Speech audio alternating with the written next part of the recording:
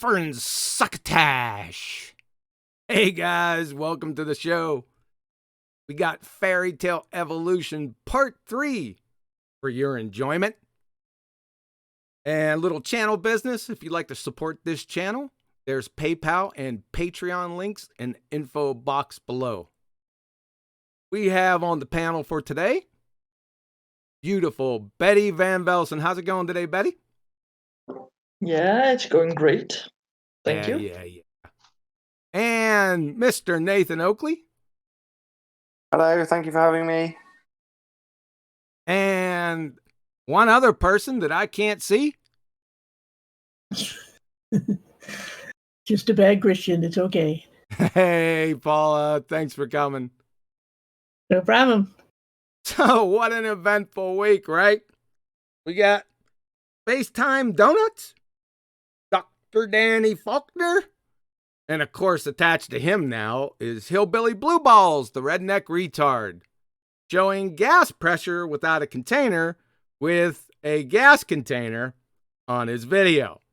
Lovely. And just to let you know before I forget, next Saturday, the world premiere, New Ball Busters with Pseudo McWestian 2 Space. Make sure you're there, guys. This is going to be a whopper. Yeah. I think it's going to be better than Space-Time Donuts, but I don't know. That might be a bridge too far. How did you get to meet McWest then, huh? I got to meet McWest, yes, on 24/7 Discord. Shout out to Jose. And Indio, yes. McWest was on 24/7 Discord a couple weeks ago with about 60 people in the hangout, and it didn't go too well for Mick. Mm-hmm. And we're going to hear about that? Oh, yeah, we're going to hear about that for sure. Oh, wow. Good. So that's 7 p.m. UK time, 1 p.m. Central Standard. Quantum Eraser channel, Saturday. Be here or be sphere. So it's kicking off with McWestian 2 Space, but there's a whole bunch of other stuff on brand new Ball Busters. So yeah, check it out. Saturday. Do you reckon the audience knows your context with space donut holes? They might not know. I don't know. Okay, can you enlighten them? Yeah, we've been asking people for any evidence of the pseudo-Ramonian force space that is Einsteinian gravitational bending. And that bending is reified as a fabric. So we've been asking to see time. And we've had a few different contenders come to the fray, one of them being Brenda, who offered us the centre of a donut as representative of space-time. So, of course, Brenda was very quickly asked to provide us with a bag of donut holes. Well, no, she was asked us to provide a bag of donut holes and a way of distinguishing them from polo holes. Obviously, you've got to know your hole. And, yeah, that didn't end well. What? Wait a second. Yeah, it would be unfair if I asked you what a polo hole. I didn't know what polo holes were when you first said it. I think it was yesterday. And yeah, but now somebody has educated me. Please tell us, everyone, what polo holes are. Well, it's not a good example. It would be better off with like rubber ring holes, because a polo hole is actually a thing. So a polo is a hole. A mint with a hole. It's just a circular donut-shaped tiny mint. But they do actually sell polo holes, which is just a section that looks like it's been removed from a polo mint. So polo hole's probably not a very good example, because it is actually a thing, although it's not the absence of something.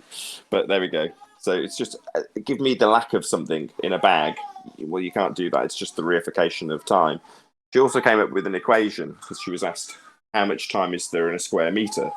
And she gave us a seemingly sounding legitimate mathematical equation, which we asked her to rearrange and actually calculate for t. Which obviously, yeah, when you're asked how much time there is in a square metre, shout out to the one brilliant question. Or what was the other one? I can't remember the other version, the reverse of it, instead of how much time in a square metre. How much space is there in an hour? That's it. How much space is there in an hour? Yeah, it was absolutely classic. Yeah, yeah.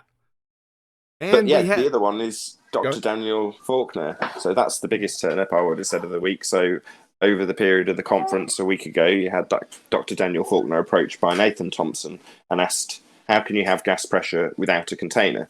The context obviously being that space is claimed to exist, and we say it doesn't because it violates the second law of thermodynamics. You can't have gas pressure without a container. So given that Dr. Daniel Faulkner has asserted in his most recent book, Falling Flat, that he can that he can address any flat Earth claim, and he didn't. No, he most definitely didn't. And he said, like always, and with everyone, gravity is a force, right? They just can't get away from it. He didn't even talk about general relativity in his book. I was gobsmacked by it. I don't know, man. The pseudoscientists and the scientists, it's getting bad out there, people. Scary bad. But that wasn't the worst of it. I mean, while he's talked about gravity, he's also, as I say, been challenged by Nathan Thompson to provide evidence of gas pressure without a container, which was met with stony silence. But further to that, had he just shut his mouth, he'd have probably got away with it and just said, oh, I didn't like him or whatever, and given his excuses for not answering. So saying nothing wasn't a bad move. But then he went on to cite Hillbilly Blueballs, the redneck retard, with his video titled Gas Pressure Without a Container, where he transfers butane from a sealed container into a 30-foot-long pipe with an open end, claiming that that's a demonstration of gas pressure without a container.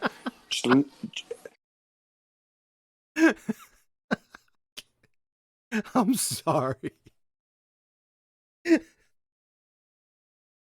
I don't know, dude. I'll tell you what. Showing up on a video, attempting to disprove gas pressure without a container with at least 2 containers is tantamount to disproving the existence of dogs by showing up and broadcasting live from a best-in show Blue Chick Coonhound Kennel.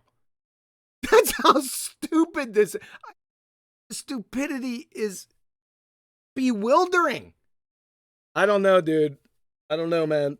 I mean, it's highly embarrassing for Dr. Daniel Faulkner for obvious reasons. But what's even more comical is Hillbilly Blueballs has continued to defend his assertion. While we're humiliating a PhD, he's still defending that he's demonstrated gas pressure without a container. It's like, don't you get it? We're humiliating a PhD with your stupid assertion, but you're still defending it, even though it's going to be humiliating for a man of claim to be science. Yeah, and then he train wrecked himself by saying that all you people out there that can't defeat these flat earth arguments, the problem is you're getting your information off the internet. And then what did he do? Go on the internet and find Hillbilly Blueballs. I mean, is this a comedy? You contradict yourself with every other statement. Sometimes they're back to back.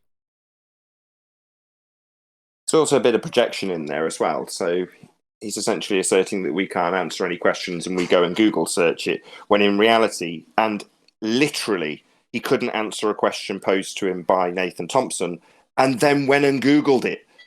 So it's pure projection. Exactly. That's exactly what he did. I don't know, man. I don't know the silliness of this stuff and the ballers.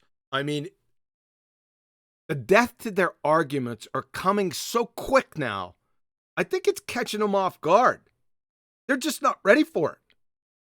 That's the feeling I'm getting, especially on the show. Yeah,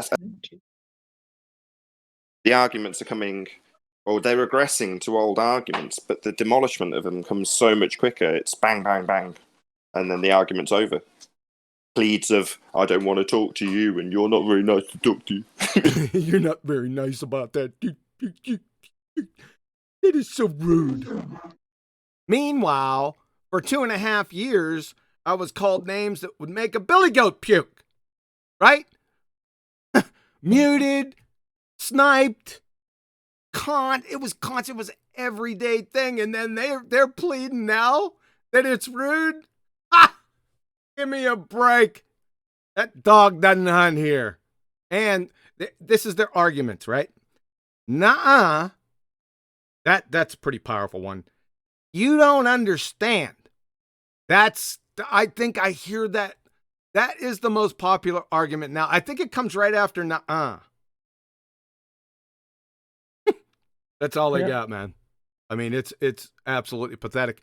I don't think they realize that other people are watching these shows, especially newbies, and they're taking it. They have to be taking a step back. If they can fog a mirror and listen to the words that are coming out of the baller's mouth, it's over for you. It's not only over, it's laughingly over. I'm almost embarrassed for you. I don't know, man. I really don't know. So this is going to be part 3 of 4 regards evolution. Is that right? It's part 3 of part 4. Yeah. Part 3 of a 4-part series. Yep. Yep. It started out as a 1-part series, and then, as what usually happens, the subject evolution, even though it's a fairy tale, it has many sub-subjects, and I just didn't feel it fair, just to leave it go with, okay, what's evolution, right? Because I take all the fun out of it. Well, and that was where I was going to start you off to segue into your presentation. So can you explain why that's such an important question? When you say words like, what's that? So the question comes, or someone says the words evolution, and within a moment you'll say, evolution, what's that? And you've just declared that, well, rather than just say, what's that? You're going to give a 4-part series to it. But can you summarize the importance of that question? Because it drifts by absolutely everybody when you say it. And I do mean everybody. Yeah, well, because it's never been defined. That's why.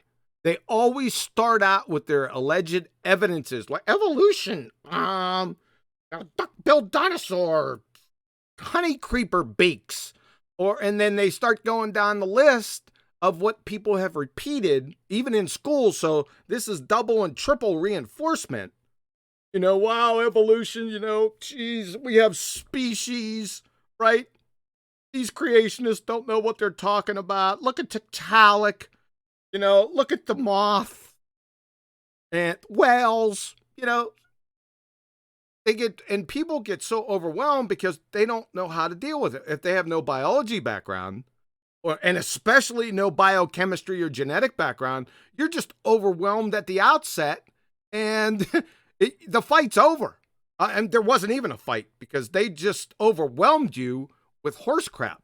But I got tired of dealing with it. I've been down to every single argument. You can only imagine for like 5 or 6 years on a daily basis. I've heard all these arguments, and then once I'd defeat them, the next day I'd hear them again. It's the same thing with the baller. They do the same thing.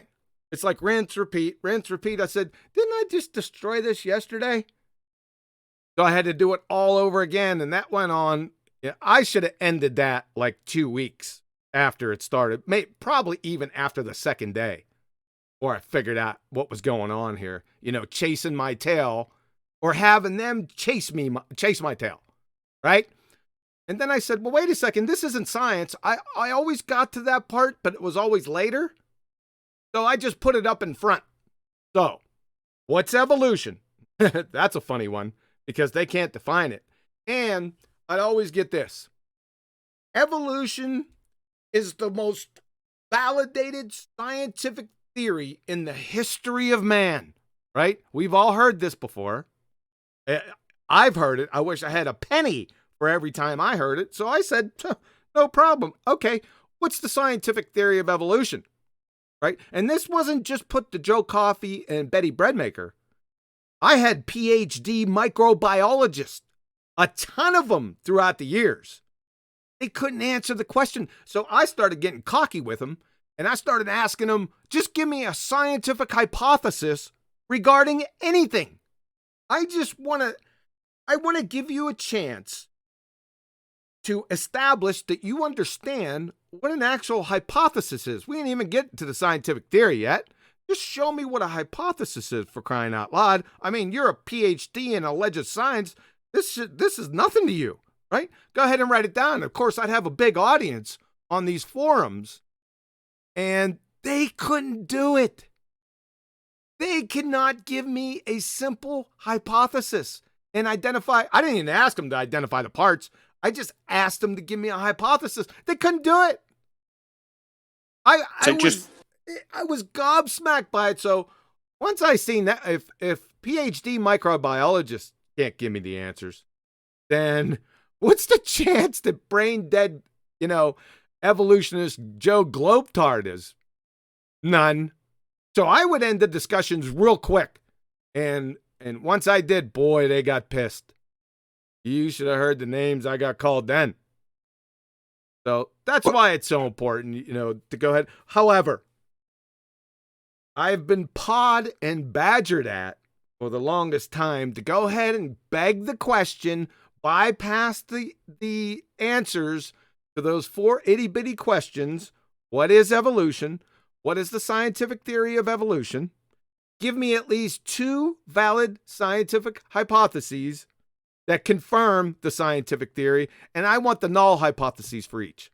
Those questions, those 4 questions, are the death knell. In fact, the first question's the death knell because they can't answer it. They surely can't answer what is the scientific theory of evolution. First, they don't know what a scientific theory is. Most people don't. Learned men don't know what a scientific theory is. They just say theory. They use the colloquial twist on it, right? So the game is really over there. However, like I said, I've been badgered and pawed at to go ahead and beg the question. So I said, reluctantly, okay. And it turned into a 4-part series. What we're going to do today, we're going to go through 5 sections. And I have another 5 sections coming up in part 4 of evolution. So that's where we're just at before right you now. start. Go ahead. Just before you start, I just want to add one more detail. So in case anybody hasn't spotted the parallels already, which I'm hoping they have. So let me get it straight. The whole body of science proves evolution, you say? It's a rhetorical question. So again, if you're not seeing the parallels with the arguments that come from Baltards during this presentation, or if you're tuning out at this point when the presentation starts for evolution, see the parallels. Hear the whole body of science proves evolution, and know that these arguments aren't similar to Globhead arguments. They're the same arguments. So you're going to see a lot of repetition and a lot of familiarity, and it'll then make sense when it finally gets broadcast. The debate between Rumpus and Quantum Eraser, that Quantum Eraser's come into this argument a couple of weeks and slam dunked the Rumpus immediately because these arguments are the same. So just in case anybody's not going to draw those parallels, I want to make them overtly obvious at this stage, with a couple having been given already. So yeah, whole body of science proving this, you say? Oh, what's that? In reality, no scientific evidence at all. Where have I heard that before? That's all you need. You just need to understand the scientific method, because I was green around the gills. I think it was the first week that I came into Flat Earth that I ran into the Rumpus, right? I didn't know all that much. I knew surface stuff of the flat, but I didn't need to go there. All I needed to do was stick with the scientific method. It was over. It was over quick. But it was painful for him for about 2.5 hours. We may run that. Short. I keep on saying I'm going to run it, but I want to build up to it. All right. Betty, anything on evolution before we begin? Any thoughts? Any things that you've run into? Yeah, well, not really, but I pressed you to do this a little bit because I like the subject and I want to make those arguments against evolution stronger when they come up with all kinds of stuff. And I think that everybody else could enjoy this too. And I'm interested in what you're going to do today. Paula, you out there? Yeah, I am out there. You could say that. Anything before we begin? Just in general, that I used to debate in the trenches on evolution back a decade or so ago, and nothing has changed. The same arguments are the same arguments. So it doesn't matter what the topic is. It's the same just so stories, the same appeal to authority, the same indoctrination in the school system that leads people to not think for themselves, not ask questions. Because if you've ever been in college in a class where the professor is, say, a hard-leaning liberal or some, whatever it is, you don't disagree with them if you want to pass your course. And so there's a tremendous amount of peer pressure that leads people to, by the time they get through and get their piece of paper, not question authority and not rock the boat because they don't want to be laughed at. And I think that's what it really boils down to. All right, let's go ahead. Anyone else? Can I do some super chats? Yes, That's please. one. You got a super chat from Amanda Young, and she says, nice intro, QE, fits you like to the T, she says, and 2 thumbs up. Thanks, Amanda. Is that it? Yeah, that's it for now. All right, let's get ready to roll. 1 second, please. Now, I figured I'd start off with one that would get their panties in a bunch right quick.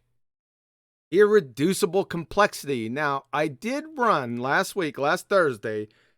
It was a very long version of irreducible complexity, right? And it went into great detail with the blood clotting cascade and the flagellum. I'm not going to do that here today. I don't need to, and you're going to see why. So, irreducible complexity. The concept was well known before Woodstock. From Michael Polanyi, Life's Irreducible Structure in Science, 1968. Right? So, Professor, add your expletive here, Behe, just popularized the concept. In fact, I don't know why this concept wasn't, year 0001.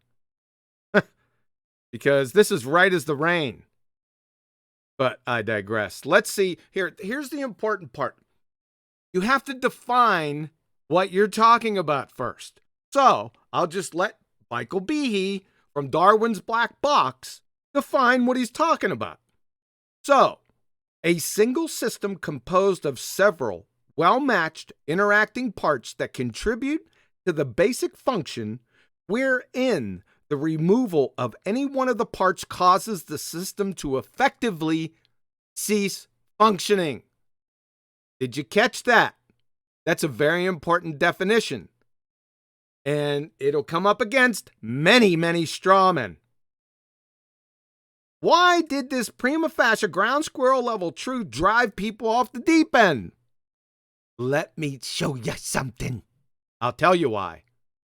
From Darwin, Charles, on the origin of species by means of natural selection, really?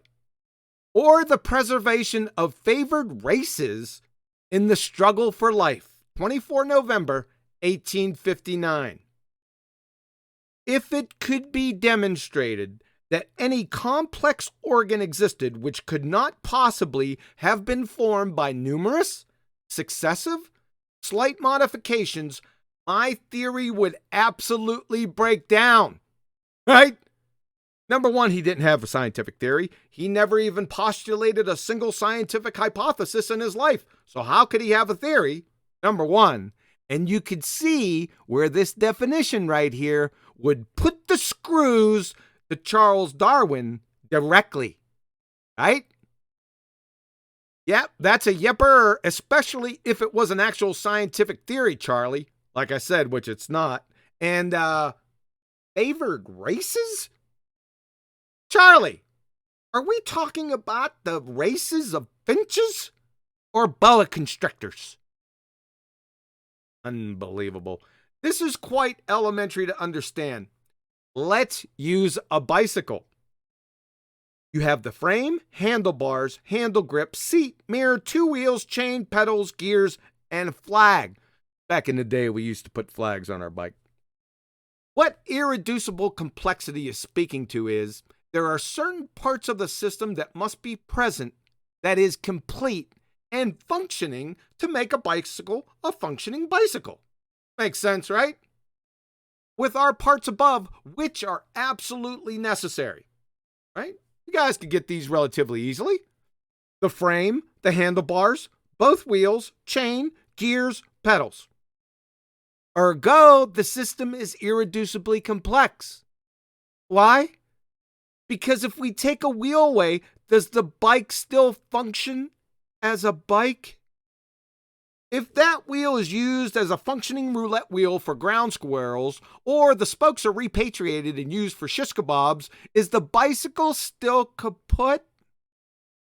Yeah.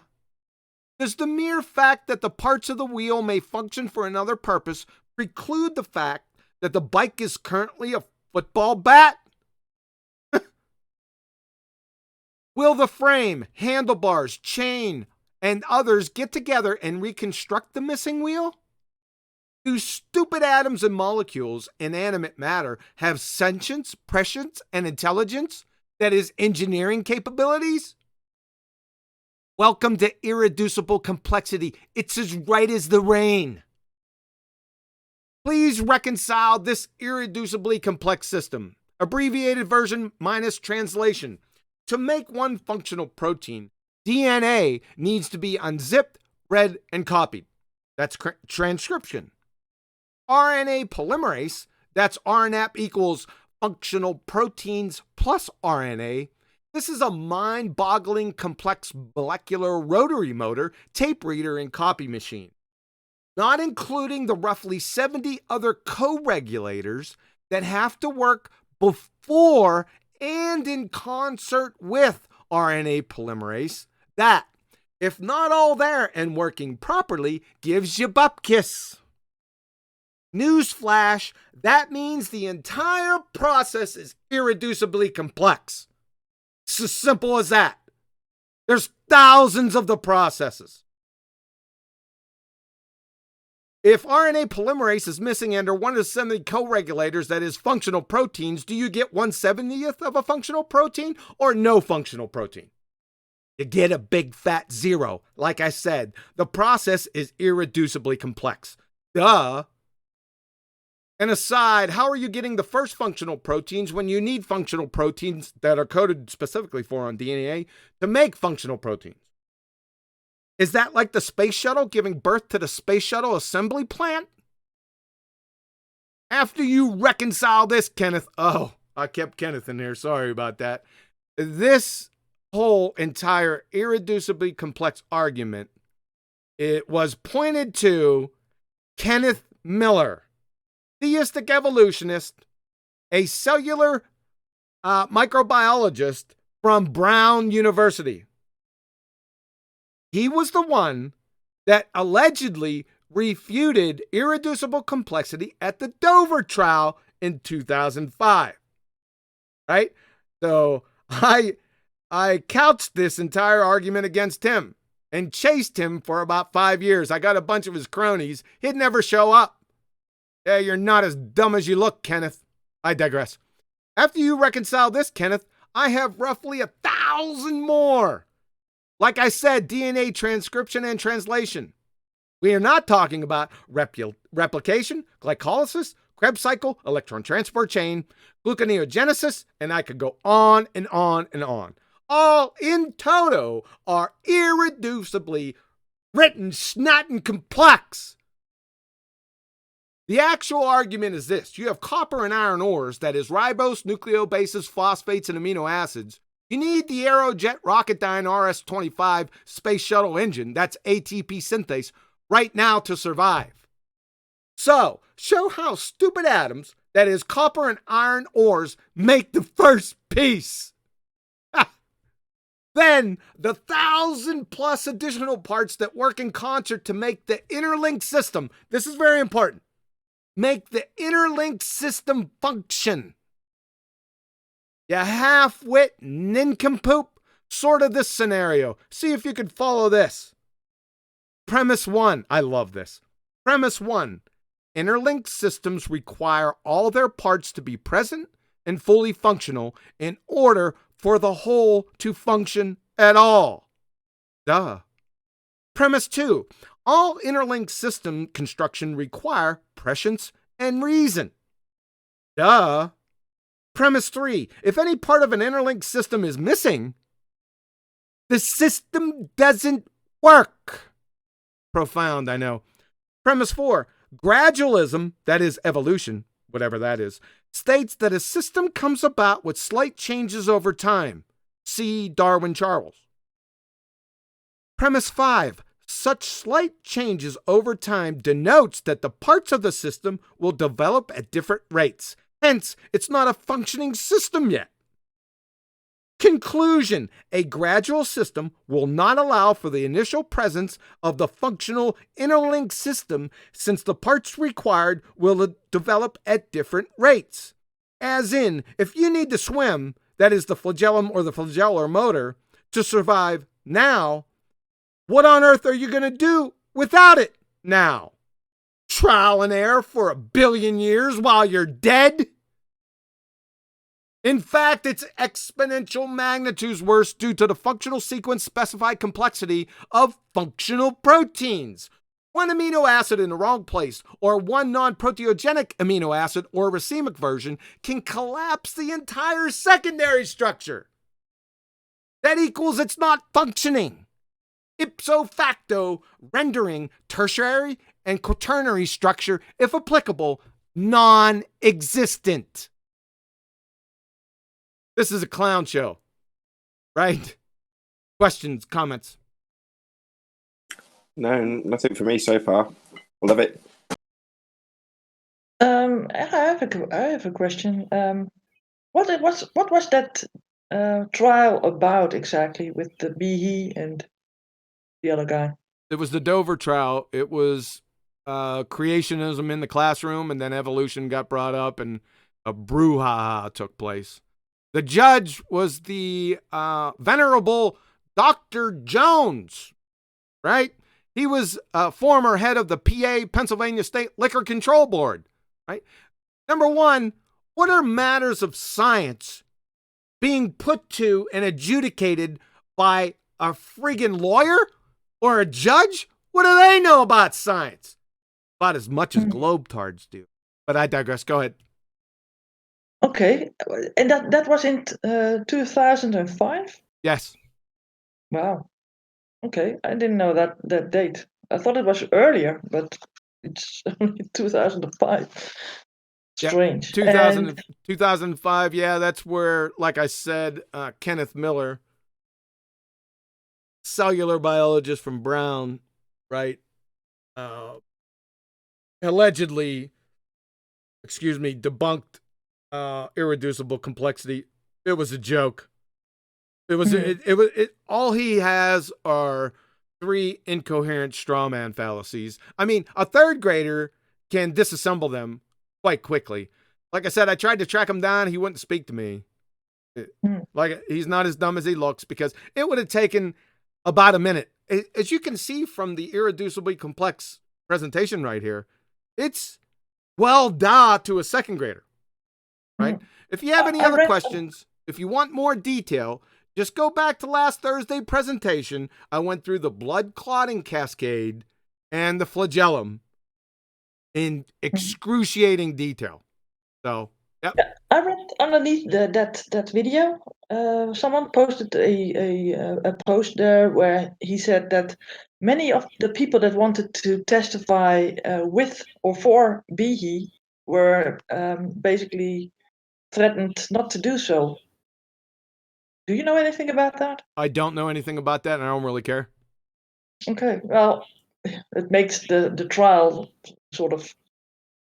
Oh, that doesn't make the kangaroo court the kangaroo court. What makes the kangaroo court was, first, like I said, why are you having judges and lawyers adjudicate scientific matters? What are we gonna do next? Let's just throw them up to random groups. How about PETA are mad. Let's get their take on it. Clowns. Yeah. And you got another super chat, and I will shout it out. It's from Dave Rakia Gafford, and he says, so complex, there must be a creator, a knower. Rakia live, I'll be here all day. Tip your waiter, he says. Tip. Way to go, Dave. And go on mute. Did Paula have anything to add? Because I just want to add something about that court bit that you just talked about. Yeah, I was just thinking of, when it comes to irreducible complexity, there was a video called Amazing Creatures That Defy Evolution. And the one that stands out to me is the giraffe. With the long neck, they have a tremendous amount of blood pressure necessary to put blood up to the brain. Well, when they bend down to drink, that much pressure should blow their brains out. But there's a sponge-like organ in their head that absorbs the extra blood for a while until the pressure equalizes while they drink. And then when they lift their head back up again, they should pass out. But that sponge-like organ squeezes blood into the brain until the blood pressure can equalize again.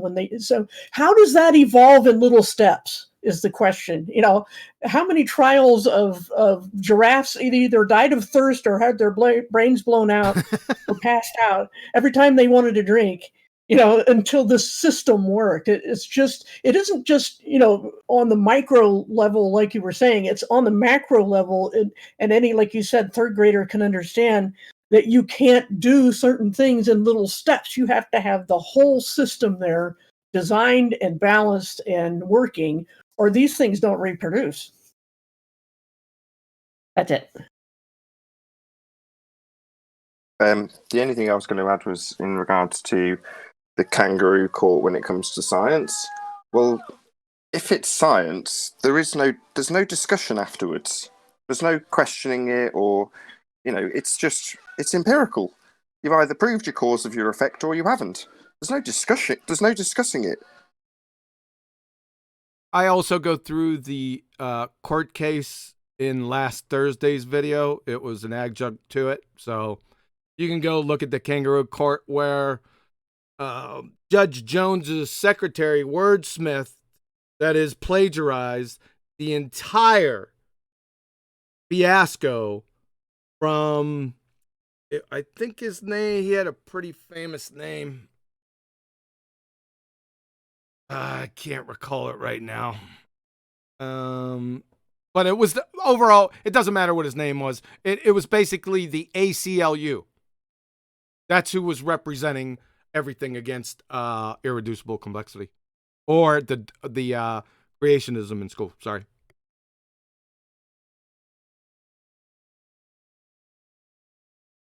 Any more Cool. for any Should we more? I was going to say, I don't have anything else if you want to move on.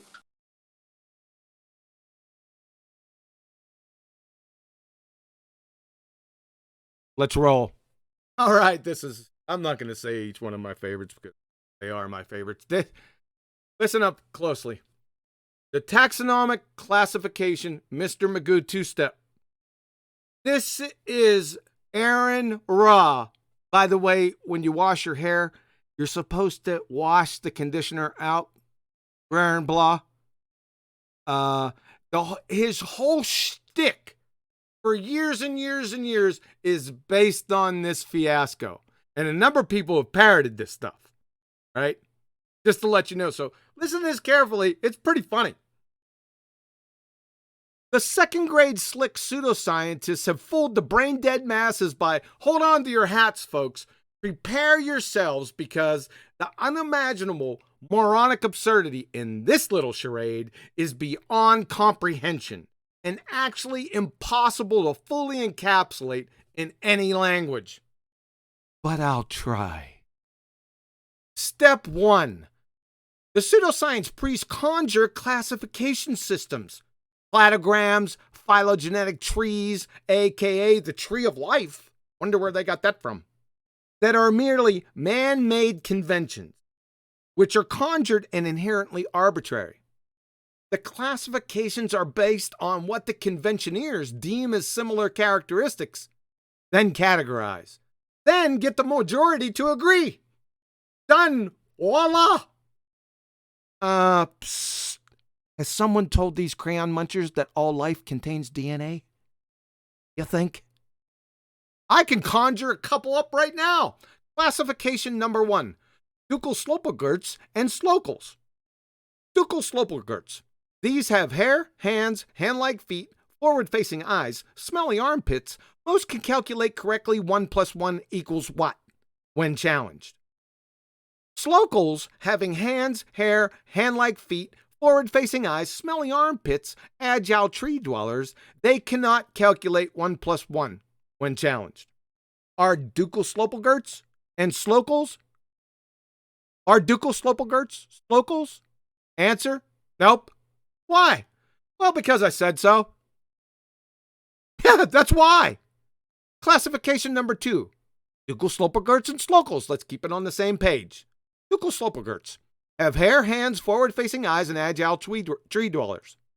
Slocals have hands, hair, forward-facing eyes, can climb trees with some difficulty. Are ducal slopogerts slocals? Answer, yep. Why? Well, because I said so.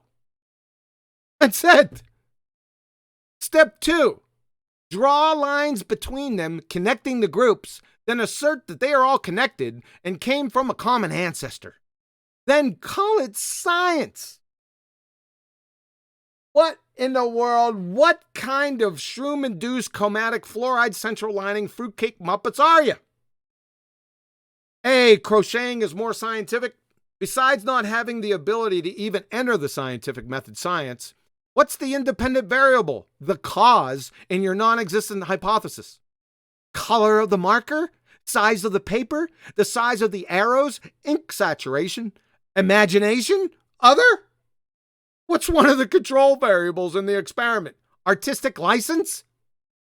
Since the taxonomic classification system, created by a creationist, by the way, since the taxonomic classification system arbitrary and contrived, if the crayon munchers conjuring them engineering these man-made convention use it for any other purpose than what it is exclusively meant for, that is, simple categorization, like extrapolating fairytale ancestry, which is bewilderingly incoherent, then they and you ipso facto stand face to face with a circular reasoning fallacy fiasco from the Black Lagoon.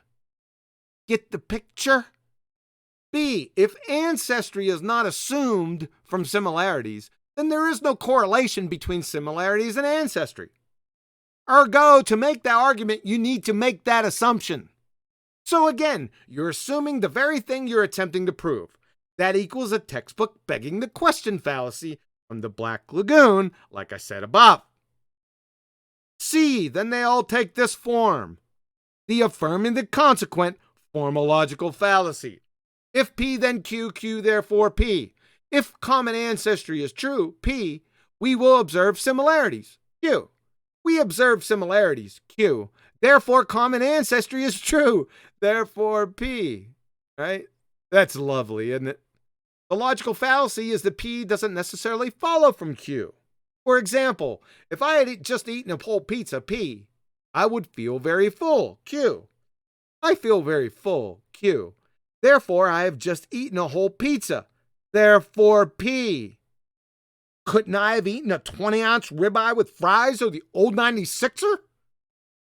Prove common descent ancestry first, you daft muppets. Let's put this quackery out of its misery quick. Dr. Craig Venter, atheist, evolutionist, the grand poobah of geneticists, the geneticist of geneticists. There is no tree of life.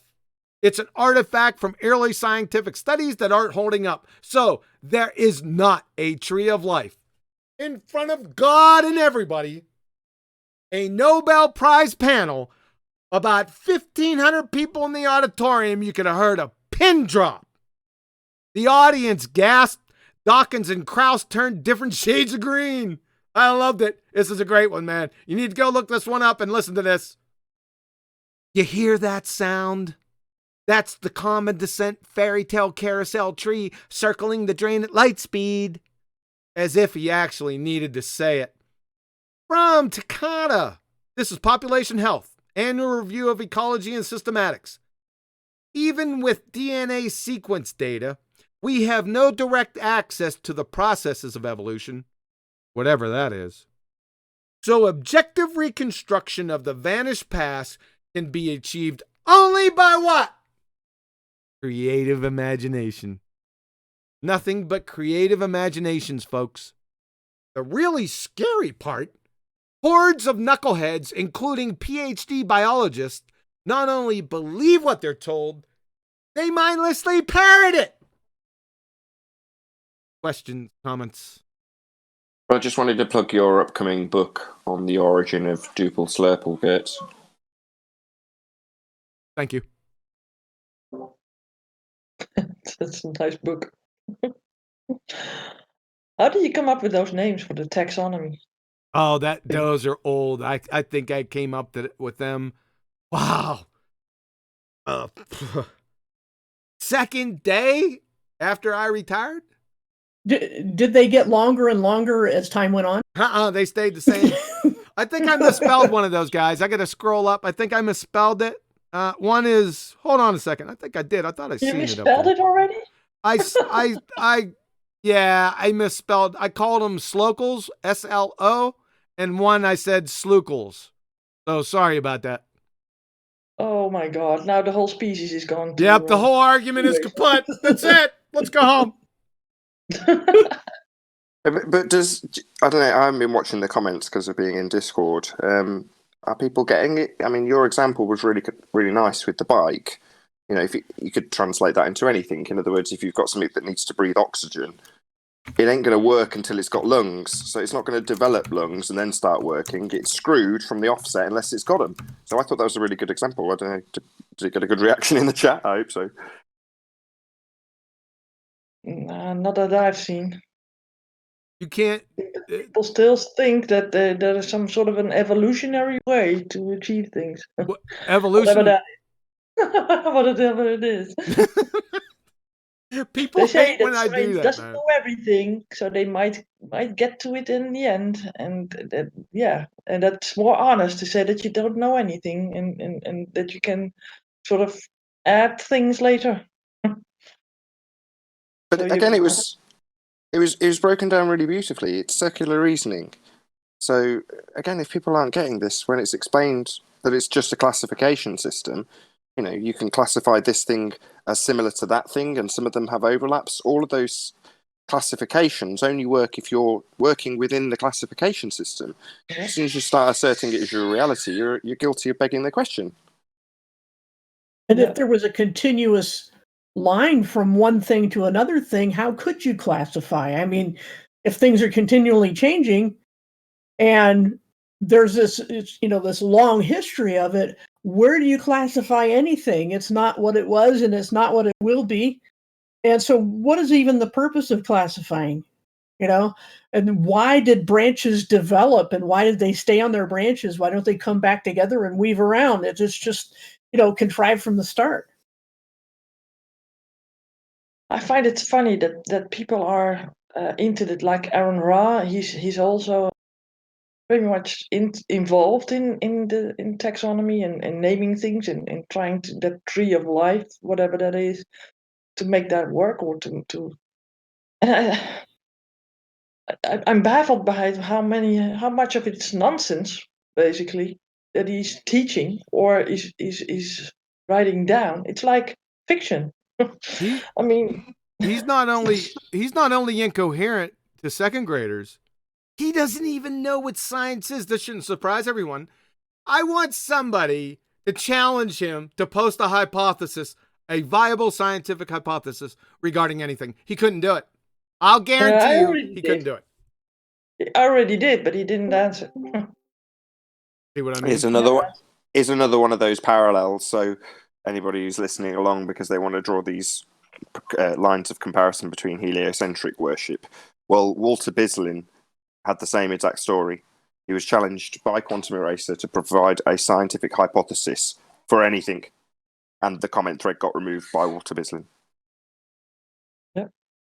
And that was on Taboo Conspiracy. Hey, before I forget, I'd like to shout him out. Taboo Conspiracy, I think it's 2 now. Listen, folks, if you're not subscribed to him and his videos and checking his videos out, you're really missing it. I just wanted to shout him out. I'm pretty impressed.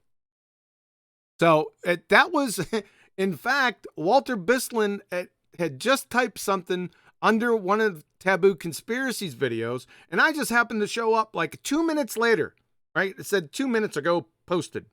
And I went, and for some reason, it was such a great coincidence because I think Walter Bislin had just jumped on the scene. I think we talked about him in your show either that day or the day before, which was hilarious. I said, Walter, is this the same guy? And I found out that it was, so I challenged him. But a couple other people had posted behind me. See, his was the opening post, and then it was my post. And then a couple people behind me had posted. I went ahead and posted. I went to dinner. I came back. I was expecting, to see at least a response from him. I knew he could. I knew he didn't know what hypothesis was. But I received there was nothing there. I checked my notifications. I had to go back to the original video, and he deleted the entire thread. Right? We busted it. I think what's his name? Numpty. He used to be on the show. Nummy Num. Nummy Num. Yeah, he was there, man. He confirmed it. Yeah. He posted right behind me. He said he contacted me. He goes, "Where'd the thread go?"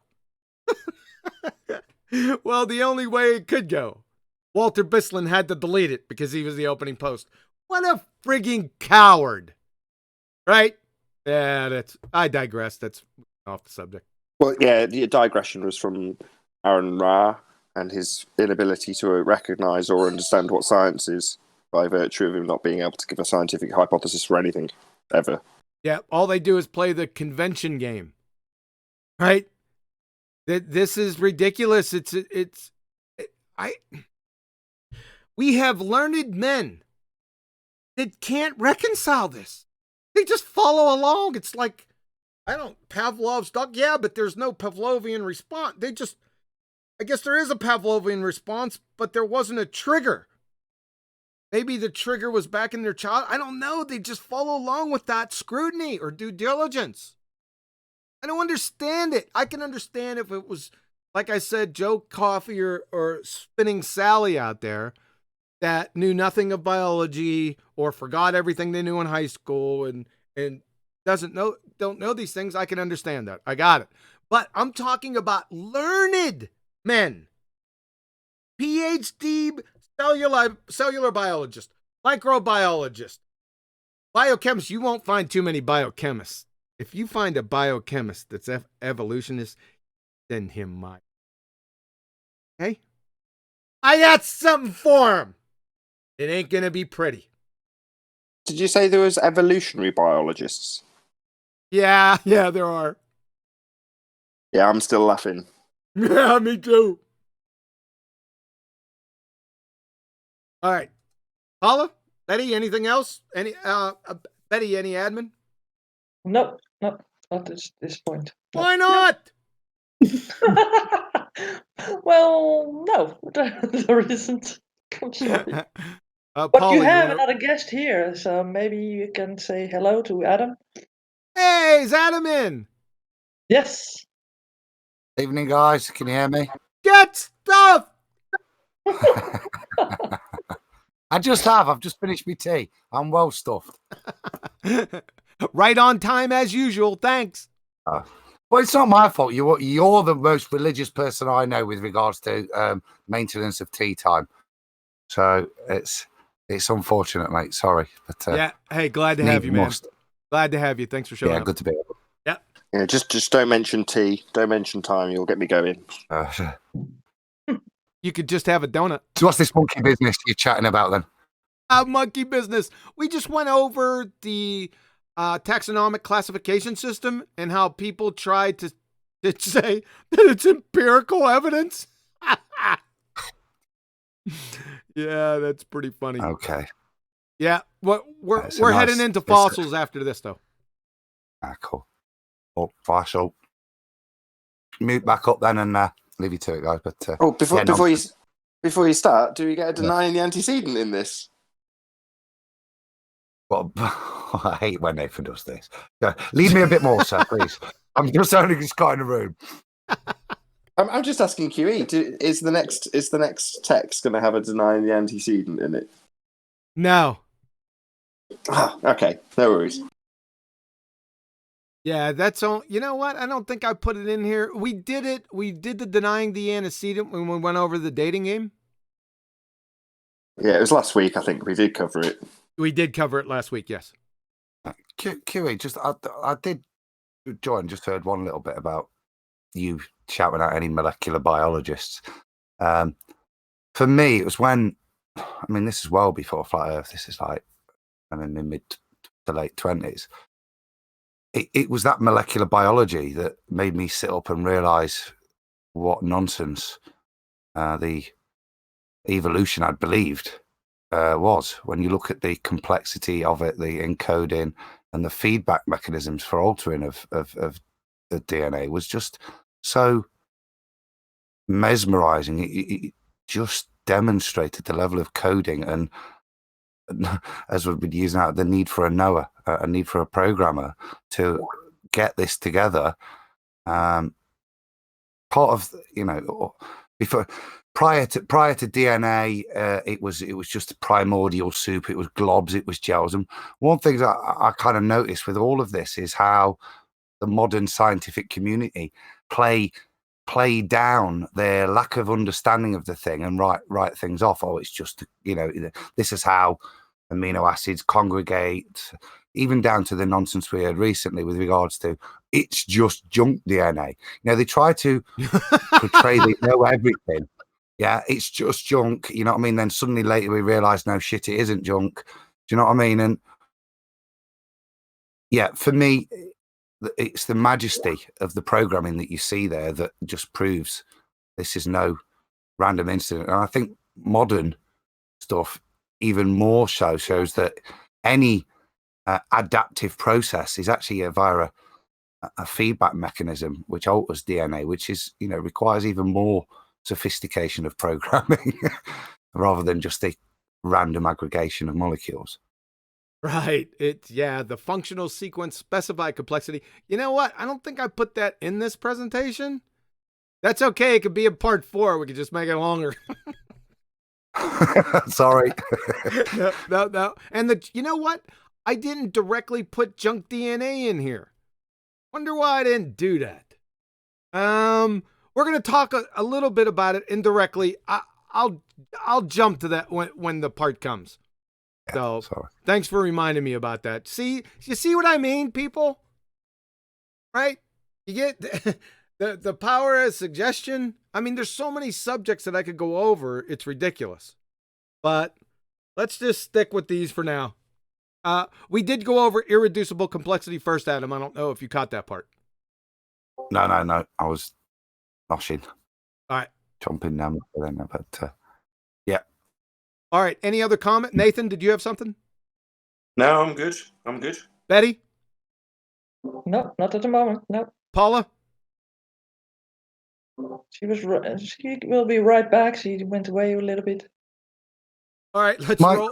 Okay, let's roll with fossils. I've got one comment then. Okay, go ahead. Just on irreducible complexity. So one of the things I looked into is a flagellum, and the inability. It's basically got 8 protein structures circled to propel any kind of singular cellular organism. That's one of the greatest proofs for me is looking at in any other random sequence. There is no reducibility of the turbine and the tail. There's no other combination that has any slightly beneficial effect to have this thing. So if you've not got the turbine, put simply, the turbine protein combinations correct, you've just got this lump on something. And that for me, I'm not sure if that's your definition, but there comes a point where you have to have a starting point, and there isn't anything jumbled prior to it that, via their own mechanism of random selectivity, that would be beneficial to get to that point. Yeah, I went over it and I didn't go into it in great depth here because I did a last Thursday's show. I went into the blood clotting cascade and the flagellum in excruciating detail. So anyone out there, you want to learn about that, then go back to that show. Sure, I didn't watch that, but yeah, I did miss that. But yeah, cascades particularly. I mean, if you look at clotting factor cascades, it's just a system that has to be set up first. Yeah, I know. Folks, do you hear Adam laughing? Do you hear that laugh? That's from a professional with a deep, actual science background, right? So I love that laugh. Perfect. Thanks, Adam. No worries. I'll go back to mute. All right. A professional laugh, huh? Yep, that's a professional laugh. Yeah. Wow. Complete, utter buffoonery laugh. All right, we ready to roll? Yeah. All right, fossils. Oh boy. So when this subject's brought up, you know what I'm going to do. Please post a single scientific hypothesis regarding anything with fossils, save for the mechanism or the process of fossilization. If you don't think that this is a joke, if you're just telling me, oh, fossils, fuck that, evolution, evolution, what's your proof? Just dig a hole. I got that. It's unbelievable. Okay, listen to this. From Henry G., PhD, Paleontology and Evolutionary Biology, and the senior editor of the most prestigious scientific journal in the world. To take a line of fossils and claim that they represent a lineage is not a scientific hypothesis that can be tested, but an assertion that carries the same validity as a bedtime story. Amusing, perhaps even instructive, but not scientific. Henry G. In Search of Deep Time, Beyond the Fossil Record to a New History of Life, 1999, pages 116 through 117. If you like that one, check this one out. Henry G. New fossil discoveries are fitted into this pre-existing story. We call these new discoveries missing links, as if the chain of ancestry and descent were a real object for our contemplation and not what it really is. A completely human invention created after the fact, shaped to accord with human prejudices. Did you hear that? We just went over that above with the taxonomic classification system, people. In reality, the physical record of human evolution is more modest. Each fossil represents an isolated point with no knowable connection to any other given fossil and float around in an overwhelming sea of gaps. Ah!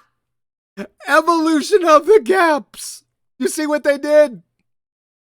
They always say, well, creative, that's out of the gaps. No, it's evolution of the gaps. You think I'm kidding? Ernst Mayr, Professor Emeritus, Museum of Comparative Zoology at Harvard University. Stephen Jay Gould called him the greatest living evolutionary biologist.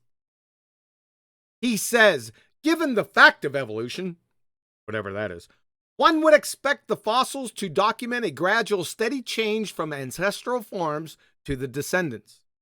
But this is not what the paleontologist finds. Instead, he or she finds gaps in just about every phyletic series.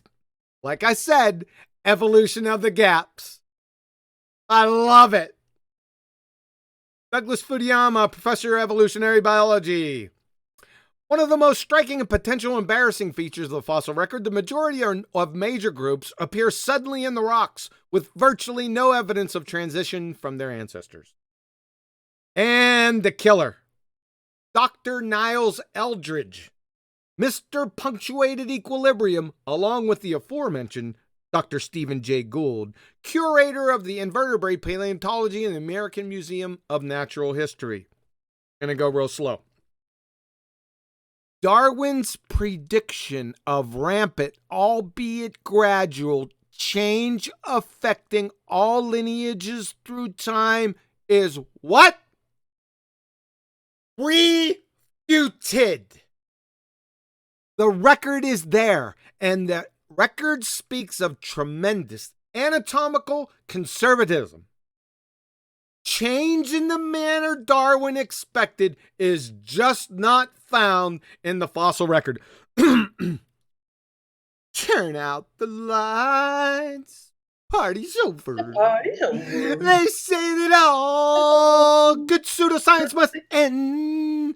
This is a clown show, people. Wow. Questions, comments?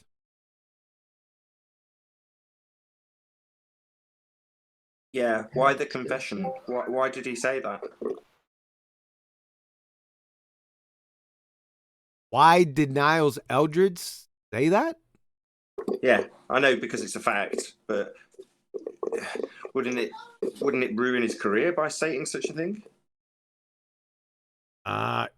It didn't ruin his career, number one, and then he and Gould came out with punctuated equilibrium. Remember the no change change? They just roll along. Like I said, these are ad hoc hypotheses. They just roll along. They adjust. It's a shapeshifter. It's out in the fog, in the rain. It just shapeshifts. Whatever comes at it, it shapeshifts around it. It jukes, does the Texas two-step, leaves conditioner in its hair before washing, after the shower, and then that's it. It's evolution, man. So it's just another one of those parallels where, oh, what's that you say? The Just So story we had doesn't work. Oh, well, roll on the new Just So. Science can change its story at any moment. No, it can't. No, it's not going to get debated about in a court. If it was science, it would be empirical. What do you mean you're going to change your Just So story?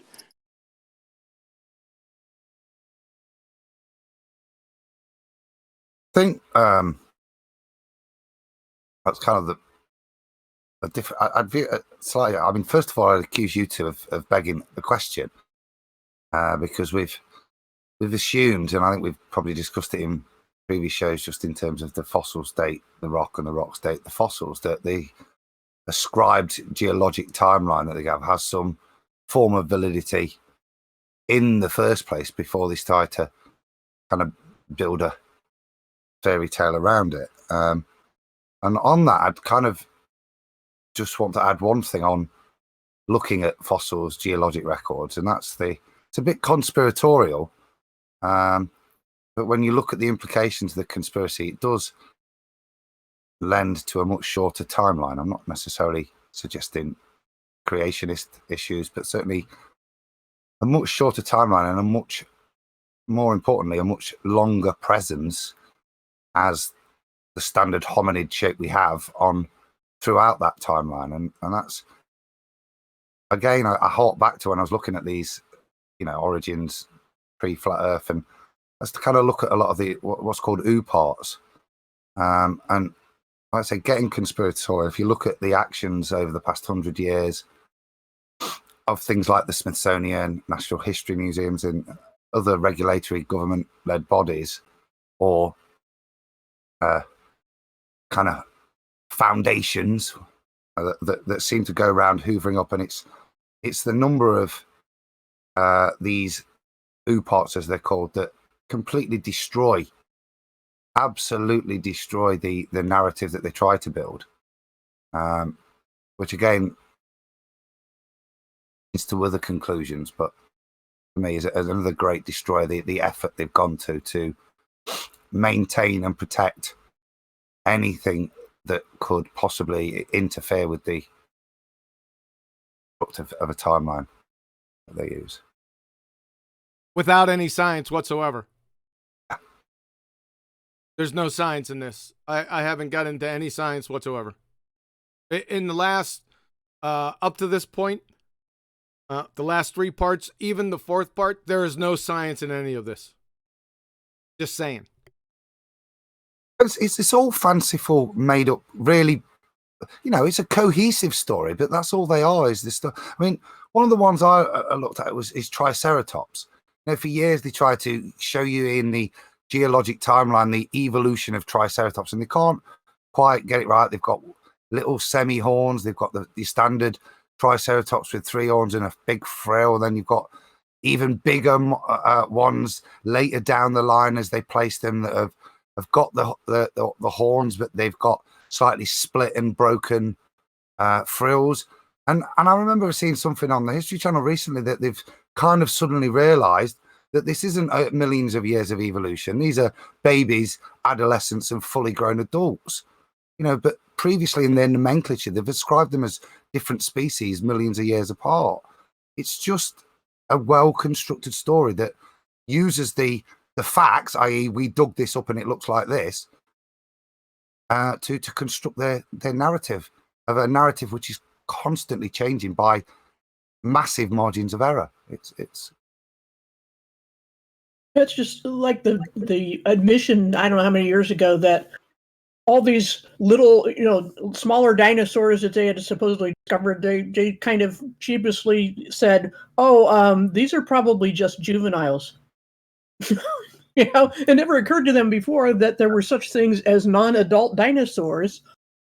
And yeah, I mean, how hard was that to figure out that some dinosaurs were not fully developed all the time during their whole lives, that they'd come out of an egg as, a fully grown T-Rex or whatever it was? That was just ridiculous. And they finally admitted, these aren't other species after all, or chains in the evolutionary series, which tell you it's just a story. And they found a hole in their storyline and they had to plug it. It still doesn't help them, but that's the point, is that it is just a bunch of stories. It's like punctuated equilibrium or the hopeful monster theory that should have invalidated, falsified any claim to a scientific theory that evolution might have had, because it, at its core, is gradualism. It needs millions and billions of years or it can't work. And yet they say, well, we don't have any evidence of that, but so we still believe in evolution. That means it's not falsifiable. That means it's not scientific, and they're admitting it. And these, story changes, whether it's the tree of life or what, fossils that happen to be juveniles, doesn't matter. It's just them writing their story as they go along and keeping their funding, because if you don't keep discovering things and, justifying your paycheck, you won't get one. So that's just the reality of how that works. What do you think about those dinosaurs, Nathan? Yeah, I'm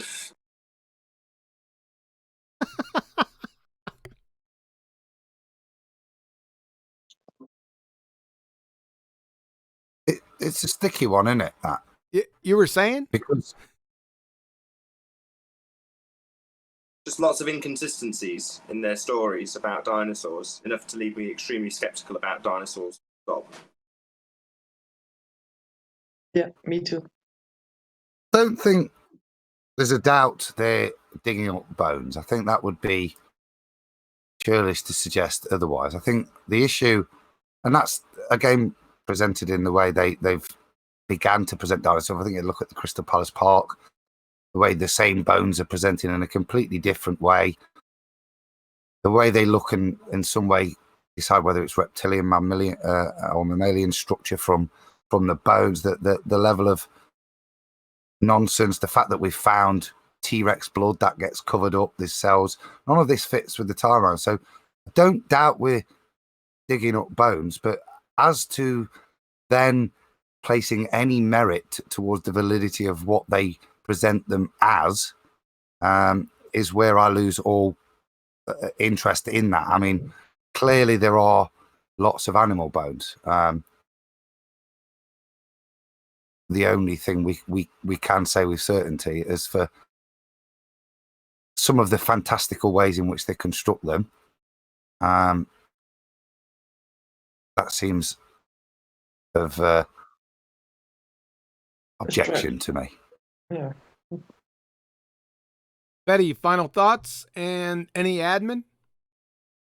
No admin at this point, but yeah, the final thought for me is that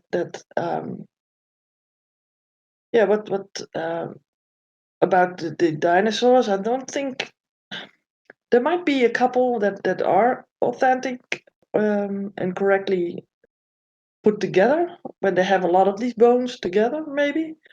But I think I think that in maybe pre-flood there were huge animals, and most of them, were huge and could grow a lot larger. Also, man, we had giants in the land back then, so why not giant animals? So I don't know. I think it's very difficult to say, and I don't want to make any assumptions of my own on that. But I But think we, there's a lot more going on.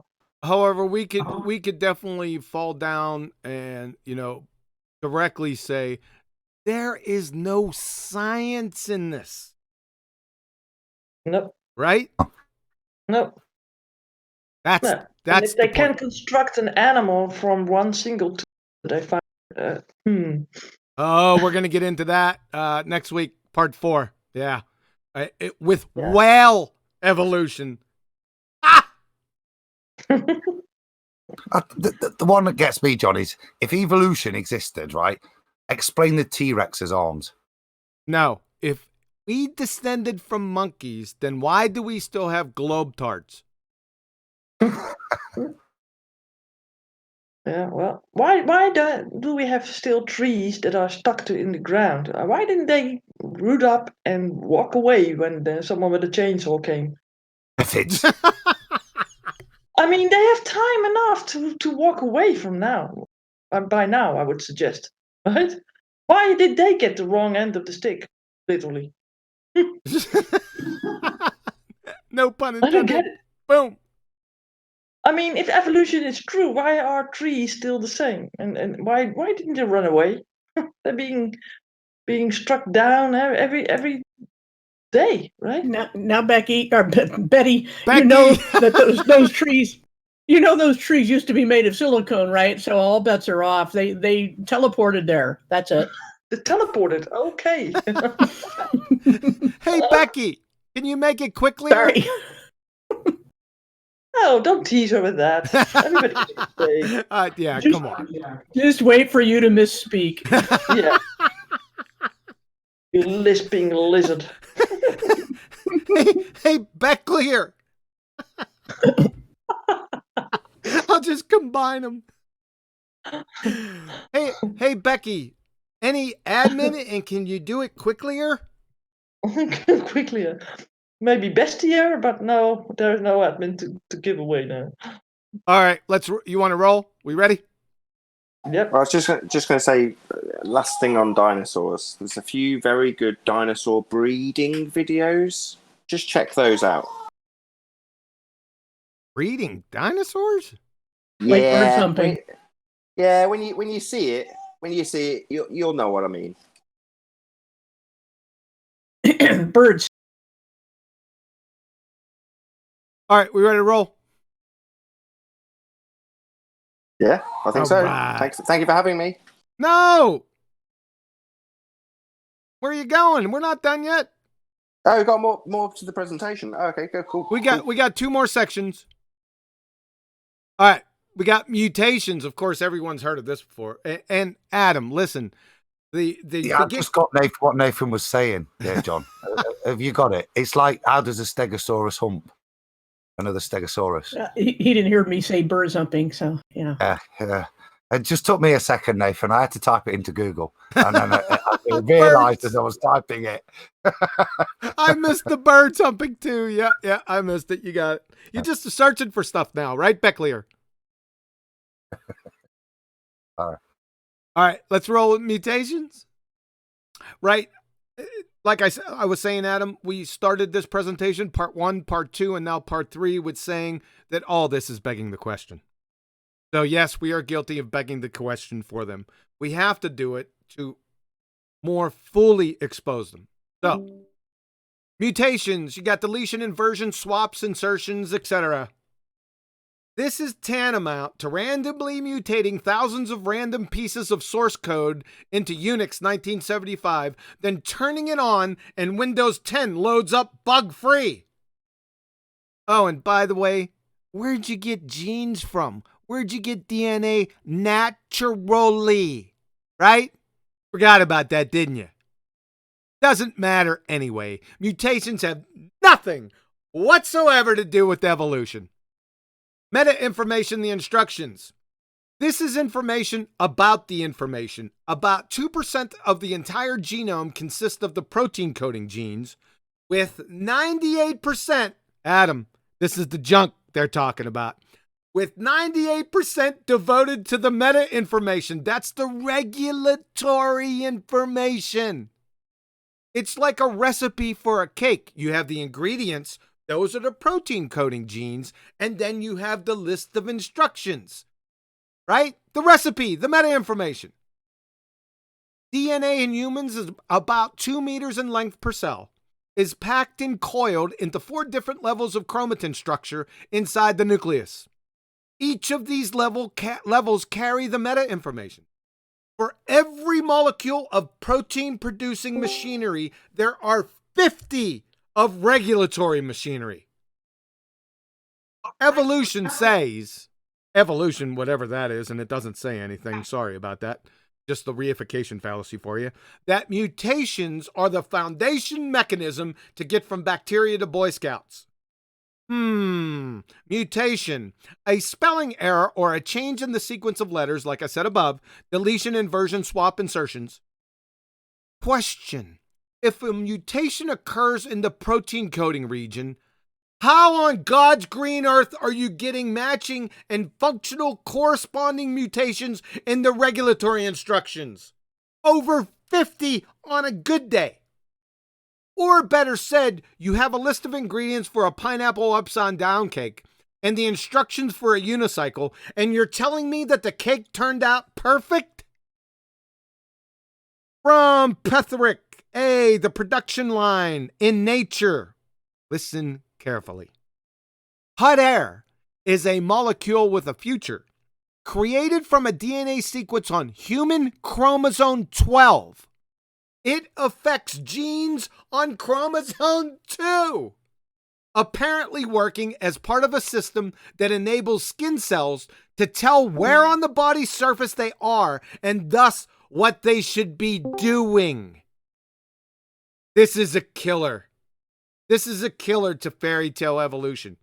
So, another example, you have a protein coding gene that codes for a satellite receiver, but a mutation occurs which shapeshifts it into a 5-speed transmission.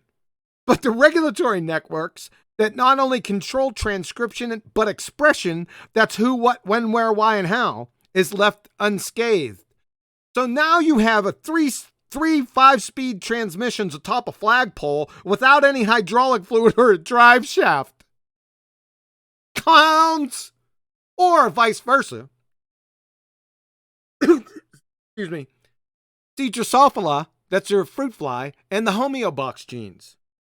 Flies that had feet in place of mouth parts, extra pairs of wings, or 2 pairs of balance organs instead of wings. Some even had legs growing out of their heads in place of antennae. From Ernst Mayr, and again... John, can I just stop on that one? Because that one, for me, it was, again, reading into this. This is one of the, from their point of view, one of the big citations that shows mutation. But for me, it shows that things are perfect. That even if you can mutate a species at such a rapid rate to produce so many different mutations, never, ever, ever, ever in the history of the recording of it have they ever produced one that's been more beneficial than the perfect fruit fly that was already created. There is no adaptation that creature can go to that's better. Therefore, it can't have a transitional species that allows it to go to another one that performs another function. Yep. We're going to get to that right makes here. Sense. Yeah, sorry. No, that's okay. We're going to get that with Drosophila. Right here. Like I say, you see Drosophila, that's your fruit fly. Right? It had all these things coming out. We're going to Ernst Mayr, his take. And remember, Ernst Mayr from Harvard, the greatest living evolutionary biologist. So he's a subject matter expert. We're going to get his take on this mutations of Drosophila. Okay? The occurrence of the genetic monstrosities by mutation, for instance, the homeoetic mutant Drosophila, is well substantiated. but they are such evident freaks that these monsters can be designated only as hopeless. They are so utterly unbalanced that they would not have the slightest chance of escaping elimination through stabilizing selection. Giving a thrush the wings of a falcon does not make it a better flyer. Indeed, having all the other equipment of a thrush, it would probably hardly be able to fly at all. It is a general rule of which every geneticist and breeder can give numerous examples that the more drastically a mutation affects the phenotype, the more likely it is to reduce fitness. To believe that such a drastic mutation would produce a viable new type capable of occupying a new adaptive zone is equivalent to believing in miracles. Much more eloquently put. Yep. Now, last two small sections here with mutations. And like I said last week, Pierre Grasset. Listen, folks, if you've taken a biology course or you're in a biology course and you don't hear this name by the second day, you need to start running real fast away from that clown show biology class. Pierre Grasset, Evolution of Living Organisms. This logical scheme is, however, unacceptable. First, because its major premise is neither obvious nor general. Second, because its conclusion does not agree with the facts. No matter how numerous they may be, mutations do not produce any kind of evolution. Left to itself, Pierre Grasset again. Left to itself, DNA undergoes, during its replications in the germinal cells, the mutations so often referred to in the body of this book. But error modifies what already exists. It does not create it. Very important point. And just in case you want to ad hominem, our friend Pierre Grasset, we have Theodosius Dobzhansky, geneticist, and the father of 20th century evolution theory. Now, one can disagree with Grasset, but not ignore him. He is the most distinguished of French zoologists, the editor of the 28 volumes of the Traité du Zoologie, author of numerous original investigations, and ex-president of the Académie des Sciences. His knowledge of the living world is encyclopedic. Questions, comments?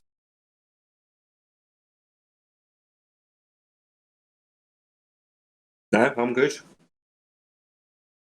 What I miss? I had to leave for a second.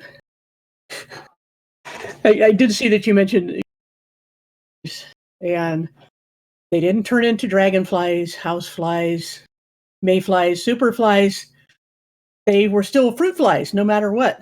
They didn't turn into something else. It's like Adam was saying, that even when they mutate and there's mistakes, the DNA is smart enough to cover for it with something that is trying to do. It makes a thing you can recognize, like a leg, where an antenna should be, but it's a leg, one of its own fruit fly legs. So here again, this is no kind of evidence of turning one thing into another thing, because it was stretching its limits, but it still had limits, and it couldn't cross over into even another kind of fly, let alone some other kind of creature. And I think that's pretty destructive to any kind of mutation as the engine of evolution.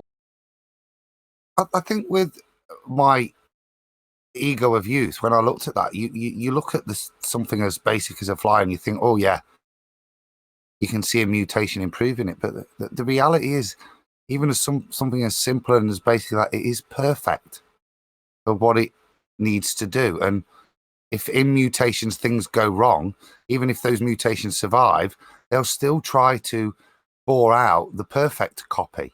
So even on a mutation level, it's not going to try and want to have a fly with a mouth and legs combined.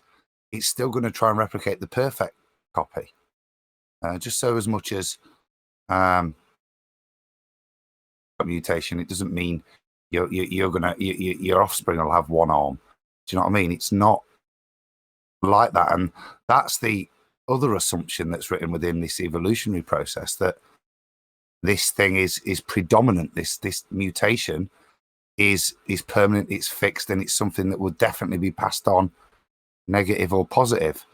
That's not necessarily a guarantee either, as we see with all sorts of recessive genes. Stuff can hide there. So even within their own, they're talking about that, and the knowledge they've gained, that knowledge contradicts the narrative that they want to paint of Precisely. What evolution is. Precisely.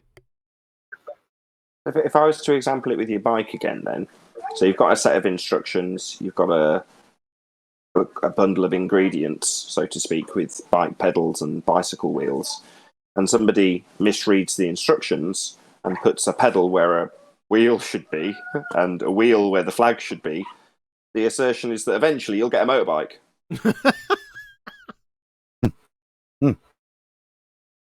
Yeah. Yeah. Tesla bike. Or yeah. For me, it's the important point that intermediary has to be more defective than the original. Therefore, by their own definition, it wouldn't survive to then future evolve into the motorbike. It would already, by natural selection, disappear in that round because it's less advantageous than the model that functions, because it's just got a load of cogs sat in the middle that maybe get in the way of the gearing a little bit or something. Doesn't stop it functioning, but it's not as good a functioner as the existing model. Even if you allow that bullshit, do you know what I mean? That even within their descriptions, that their intermediary models, because of the perfection of the ones we've got, and I'm not talking about changing colour to suit an environment, I'm talking about really actually changing, which is another thing we don't see. Natural selection. Really, does nature select? Well, select means take a subset of what already exists. So you wind up with less. You reduce the gene pool, and you didn't create anything new because it was already there for you to select from. So it's the enemy of evolution. And if the more trials you do over time, anybody who's taken a beginning statistics course, the first thing they have you do is that boring coin flipping experiment, and it shows that the more trials there are, the more you reach equilibrium, which is the enemy of evolution. You don't want equilibrium. You want to go somewhere and not go back and forth and wind up in the middle. That's what natural selection would do. It would reach equilibrium and never go anywhere. So why they would want to appeal to that, any kind of selection, natural or otherwise, is beyond me, because it's their enemy. It's the opposite of evolution, which is supposedly change. Oh, is that what evolution is? Change? Yeah, depends on who you ask or how big their vocabulary is. Wow, what an in-depth scientific theory that is. It's... Wow! Yeah, things change, therefore frogs turn to princes. Yeah, that's why time is an independent variable. Don't you see that, John? Come on. Oh, no. All right, Betty, I'm sure you have some thoughts on this. Anything? Yeah, not really. Yeah, yeah. They say, well, things are made from the same stuff. Like every animal has the bones, the sort of the same bones, and that makes them think that that's evolution also, because they have these whales that also have like hands and stuff, right? which evolved into flippers, because we have the same sort of attributes and sort of same bones or ears or whatever. Then that makes it up for evolution, they say. And then you have I don't know the word for it, but the sort of what they claim is the remains of organs that we had that was necessary previously, but now is dormant or Vestigial. latent. Yeah, that's the word. Yeah. So Yeah, then they state that is evolution, right? Yeah, it's like, but they keep discovering the list gets shorter and shorter of vestigial organs, because, like, for example, the appendix they have, I'm not now, it's been a while, but discovered that the appendix is vital for a newborn's immune system because other things aren't fully developed, and then you don't need it when you grow up. But that doesn't mean it's vestigial. Paula, that's another great example of what I was telling about junk DNA. It's where the medical profession pretend to know everything, and they come out with something that years later just proves to show that they knew nothing. Like the appendix is a vestigial. Yeah, it was said for years. I remember as a kid. Yeah, and then they find out it's got all, and I'm sure they'll find out it's got a lot more. That maybe with it being at the end of it might have something to do with digestion. It might have all sorts of implications that we've just not found out about. But it's again another great highlighter of the arrogance of the power systems and how they try to portray to the masses that they know everything. And but again, another good example of how, with time, it proves that they're just fakers with it. Yeah, with the appendix. Go ahead. There's a guy in the chat that says, and he quoted it to me, whales have vestigial, well, sorry for that word, hips and hind legs. They have no use, he says. So then he says, well, they have no use, so then that must be evolution. I think that's his assumption. Well, wouldn't that be devolution? Yeah, you lost something. You got simpler, not more complex. So he's saying that this, or the implication of, is that this was a land animal on land and decided, the heck with that. I'm gonna go into the lake and then into the oceans. Right? Is that sort of the implication? Is that sort of the story and then that we're going on? Basically.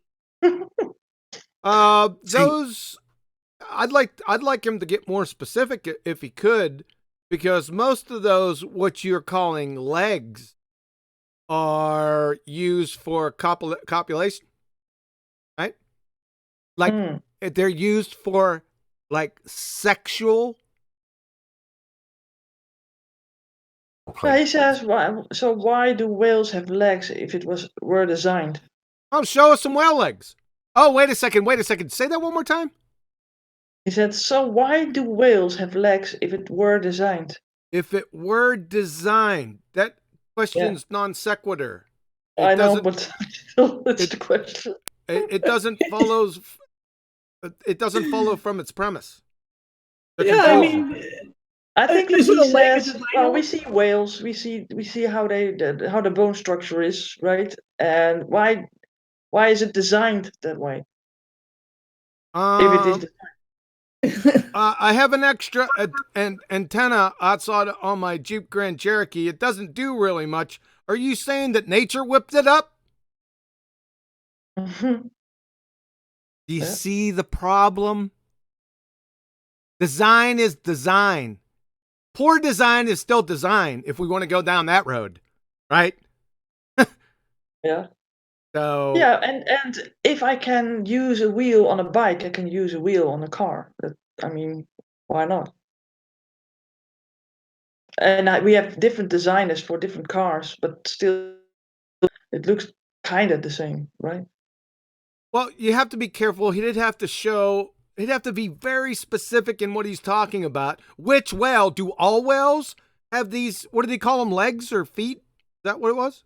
Yeah, the hips and stuff. Yeah. Really? I want to see it. I don't know. I was watching some killer whales the other day. I'll tell you what, those guys are friggin' hardcore. They travel like in packs, right? I don't remember seeing any legs. I don't know. Has anyone here seen legs on whales? No. If I'm but playing an advocacy role, it would be within the skeletal system. There appears to be structures within there, but the honest answer is, I would say, is I don't know why that's there. But one for me, fine. You could even within adaptation, you could almost see that they may adapt because there is a feedback mechanism within within DNA. But the one that I don't see with whales is how do you get a hole in your head and start breathing through it? How did you get a hole in your head? Is that what you said? When out as a cow, and then suddenly you get this hole in your head that you breathe through. It's a hole in your head where the rain comes in. You Like, an ELO fan too? it was like one of them had a really bad cleft palate, and like he became like the king of the whales, and all his offspring had a cleft palate as well. It was so bad. You know what I mean? What? That's a hard one. If you're going to put a whale as a land animal that came back into the sea after being a fish in the first place, yeah, how the hell did it get a hole in its head? Yeah, that was Pakicetus. We're going to talk about that next week. And Yeah. go ahead. Okay. Yeah, and another thing is, why would we have a man and female? I mean, what's the use for that? Because we have to assume that we might have stemmed from one little one-celled organism, maybe. And why would that be then that we would divide into a woman-man kind of way? I mean, that doesn't make any sense. So from sexual or from asexual to sexual reproduction, is that what you're saying? Is that your question? Yeah. Yeah, I mean, that doesn't make any sense in evolutionary sense. I mean, why? It's a good point. And why would people now want to go back? Of that is the important one for me. At what point, at which, if it's an evolutionary reaction that we go from asexual reproduction into the sexes, then we can almost give them the depths of time. Say, okay, one cell split and decided that from now on it was going to require half of its chromosomes from somebody else. The corresponding one had the exact perfect match, but how those two are in the same bit of primordial soup to interact is just again a mathematical nonsense that you have to allow them to beg the question for. I think it's a bit like when John said earlier between bacteria to Boy Scout. You've got to allow them the bacteria in the first place. Well, you like a little Lego, don't you, Adam? So it's like Lego without the instruction manuals. It doesn't matter how big your soup of Lego is. It's not going to make a model of the Eiffel Tower, is it? It's worse than that, isn't it? In their case, you've not even got Lego. You've just got a lump of plastic that you've got to make into Lego first. That you've got no way of making that lump of plastic into Lego. No, you don't have that either.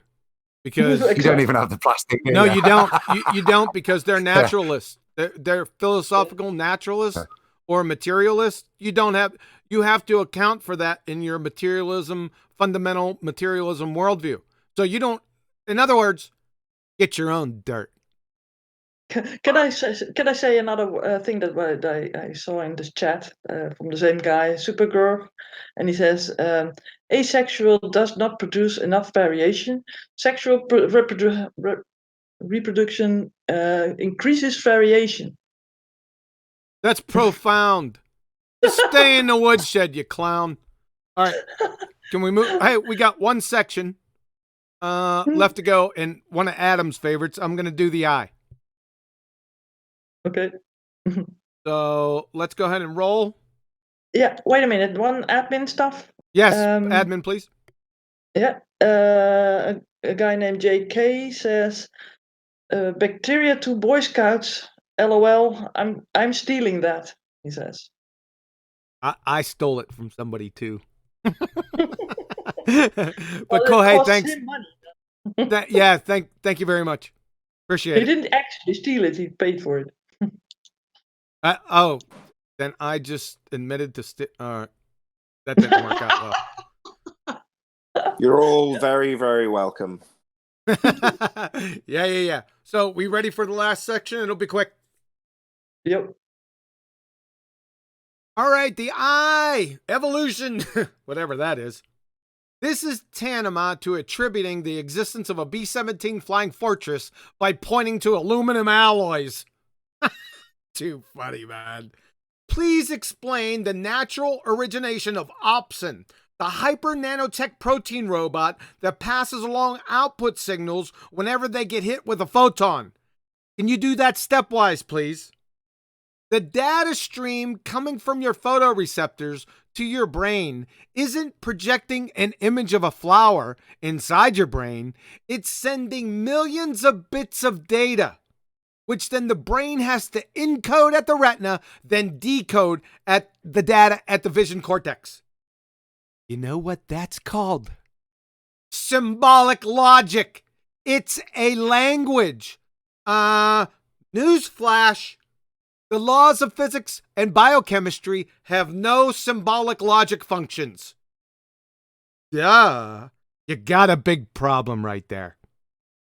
Well, you've got metric tons of problems. That's one, and it's a big one.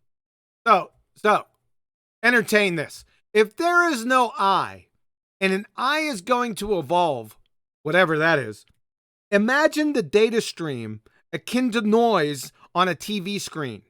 It's like closing your eyes and putting your hand under the kitchen faucet and turning it on.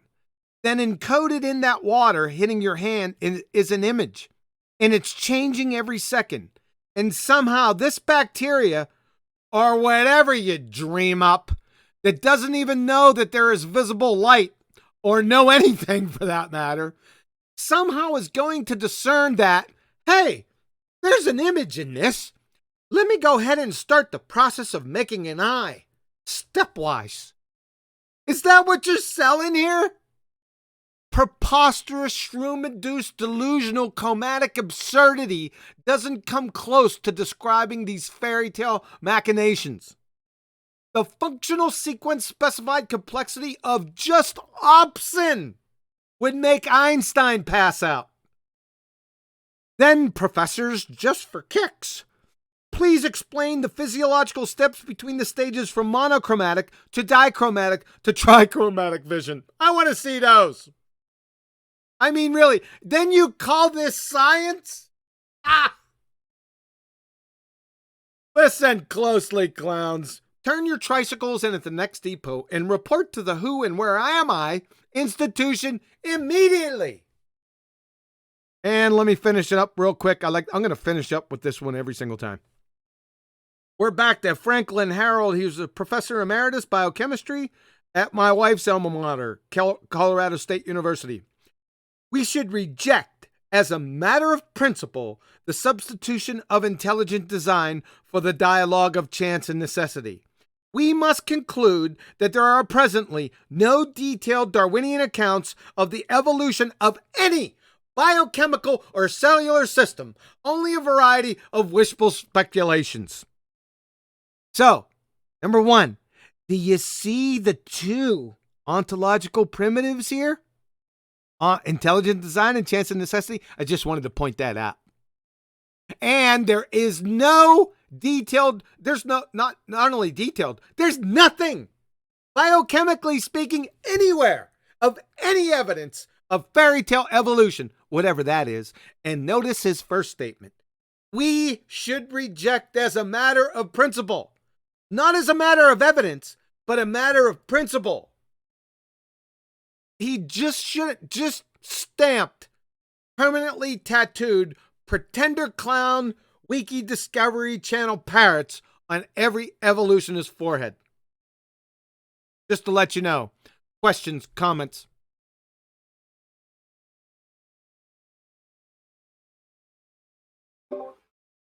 I'll second all of that, John. You're right. I love the eye. Can I read a little bit? There's a quote. I just looked it up. Just quite mental when you think of physics and all the likes. The number of photons in comparison to the large number of rods involved makes it very unlikely that any rod will take up more than one photon.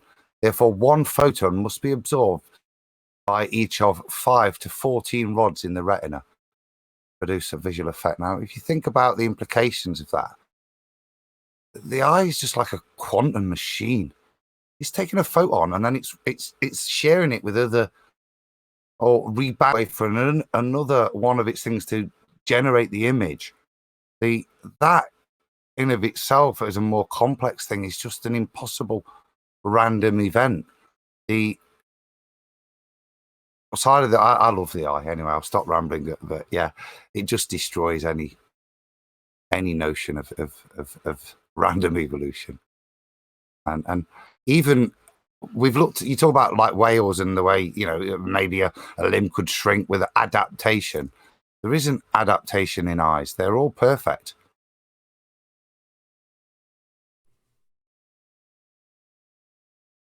I thought you were going to go off on the eye, but yeah. I'm trying not to. I know you are. I put that very one in there. I said, perfect. I'm going to invite Adam. I'm going to put the eye in here. And I said, oh my God, it's going to go on for 30 minutes. I said, I'll be able to get through. Then, John. I said, it's a good thing because I could get through all my slideshows. Well, I'm going to go back to the first bit then, because I did digress. Just the fact that the eye will then it will take a photon in and then have to share that photon with other rods and cones to generate the image. What? What? Eh? Yeah,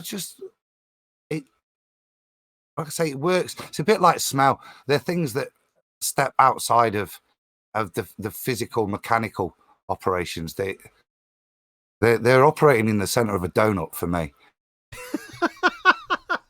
Yeah, they are. Right? The biggest point from all that was there are no symbolic logic functions, people, in physics and biochemistry. It's inane to even consider it. I don't know if you've, not the panel members, but the audience out there understands the gravity of that statement. No pun intended. Gravity? What's that? Yeah. I'll relieve you, Adam. I know you could go on and on about this. I like hearing you talk about it. In fact, that's one of the first times I ever heard Adam speak was on the eye. Right? On some show a couple years ago, I said, I'm gonna get him. Yeah, I think I was rattling on about cis-trans isomerism and all sorts of exactly stuff and interaction. Yeah. Oh, that was a while ago. Nathan, any comment? Old school Iron Rail media. Oh, that's right. Go ahead. Yeah, I'll have you guys plug your shows at the end. Nathan. Yeah. Anything on this last section on the eye? No, I don't think so. I mean, I like most people have seen their explanation of it when they've got your bacteria out of necessity developing photosensitivity so they can go higher and find food. But like you say, the process involved to achieve that is beyond all comprehension. So not only has it not been demonstrated, the process that would facilitate that is just beyond. I mean, your standard modern computer can't process things like a brain can either. You know, the complex. You go from the eye to the brain. I know that seems like a bit of a jump, but the brain is just amazing.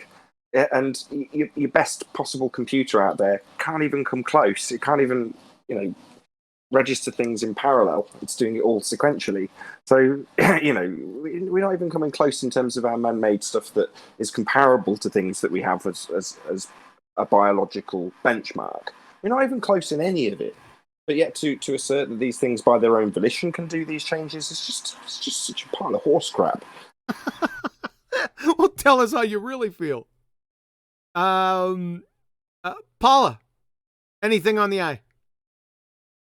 Yeah, I remember there was a paper or report, I can't remember, but it was saying that, that they would mock God as the designer of the eye because backwards, that just the structure of it and how it works.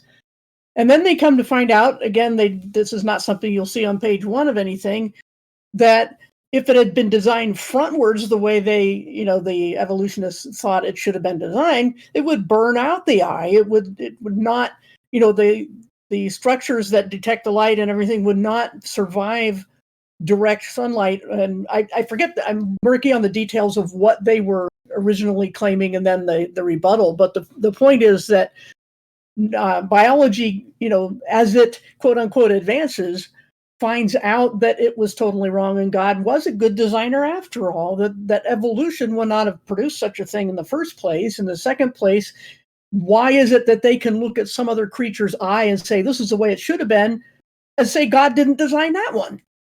It's again, just drawing a wavy line around what they want to be good and what they want to be bad design, so they can, use the bad ones to say there's no designer, and the good ones to say, look at what evolution did, like looking at their hand or their eye or whatever it is and say, look what evolution did. Nature is amazing. Well, how does nature do that without any progress from selection, like I mentioned earlier, with mutations being harmful? And like what Adam was saying about them always, the DNA is always trying to bring it back to where it's supposed to be. There's so many things against it. I don't know how anybody with half a brain can still believe that things like eyes or even fruit flies can evolve without any sort of plan or thought or language, like you were saying. That there's the language. I mean, there was a book I think I've mentioned before called "In the Beginning Was Information" by Werner Gitt, and Yes, I read that's it. the killer. Yeah, that's the killer. Yeah, Werner Gitt. I read that book. It's outstanding. Yeah, and into the pitiful, pathetic appeal to bad design. It's mind-numbing. I want one of these boneheads to make me a fly right now. I was going to say, when we were talking about eyes, I've watched a few programs on fly eyes, as specific as that sounds. It's an absolute work of art.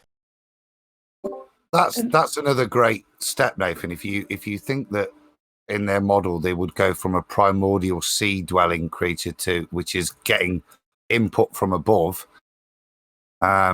you then develop that mono lens. On what point are you expecting to get to the completely different way in which insect eyes work, and then the multitude of intricacies of different eyes that you see and structures in? At what point do all of those changes in all the insect species go from that one type of eye to all the different multitude of eyes that they have? How do they mutate from that one functioning eye to maybe an eye that sticks out a little bit as it grows to try and turn into a stick insect eye, which is oblong? You know what I mean? Has it just got a blob that it doesn't affect its input, but has a slight bonus? Oh, the transition between. The transition I was just about to between. say that. I was just about to say that it's the transitions. I was going to mention it earlier, but I forgot because it was in the middle of a presentation. But when you were talking about the gaps in the transitions, well, when they show that on a Discovery documentary, they'll literally morph from one to the next with a CGI transition. It'll just blur into the next thing and then blur into the next thing. That's how they do it. That's how they show it. With the gaps. But they never show you the Quasimodo in the middle, do they? Yeah, this is where it all mutated and went wrong. But voila, Cindy Crawford. And all these machines and all these biological machines are self-replicating too. They grow themselves from one tiny cell, and then they, everything specializes, and then each of the systems keeps reproducing itself and replacing one cell at a time, and there's just no way that happened by accident.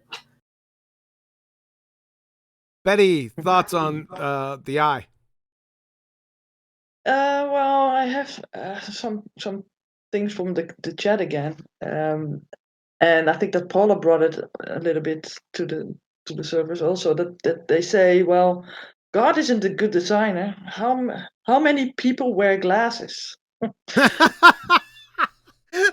Listen, people. Like I said, it's a pathetic, pitiful argument anyway. But just think about this. Got a question. Is bad design still design? Mm-hmm. Ah! And yeah, I've heard the argument where they say, well, if God could have made good eyes, why didn't he make eyes like eagle eyes, right? Eagles can see from far distances and heights and stuff.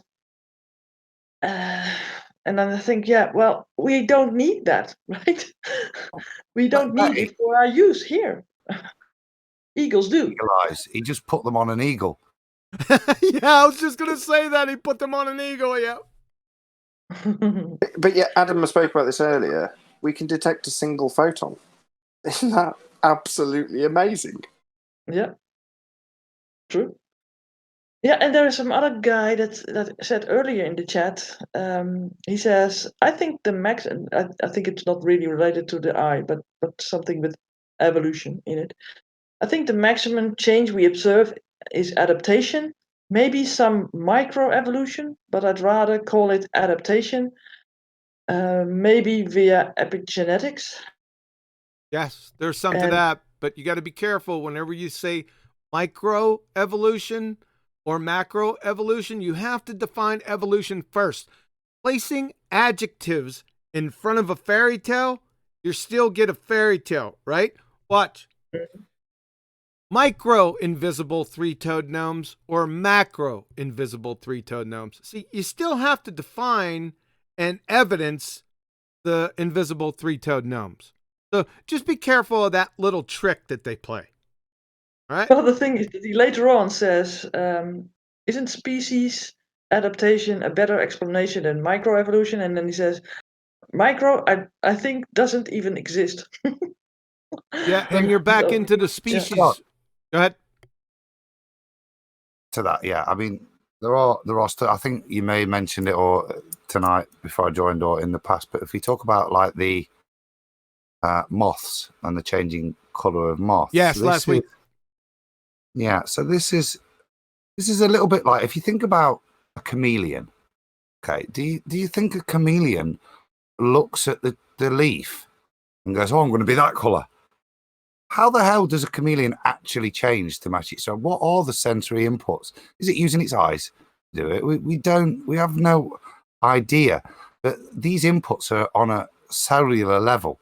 Whatever the input is, I think it's a little bit more than optical. And if you look at the way animals change, shall we say, in terms of their slight outward appearances, most notably is in colour for camouflage. Well, how the hell is that happening? This is not happening. Like I say, if we go back to the moths, it's not happening on a random selection basis. So if the colour of the bark changes to a lighter colour, that suddenly the white moths prevail. This is an adaptation through sensory input and another addition to the amazing programming that the DNA has, that it's able to adapt the environment and adapt to the environment so as to pass on beneficial parts of genetic encoding to the next generation. Now, that may be slightly random in nature in the ascribation of the colour of the moth in this case is slightly random and varied in intensities, but that is applied, and it's applied through an encoding that's then put within to the gene structure to be passed on to the next generation.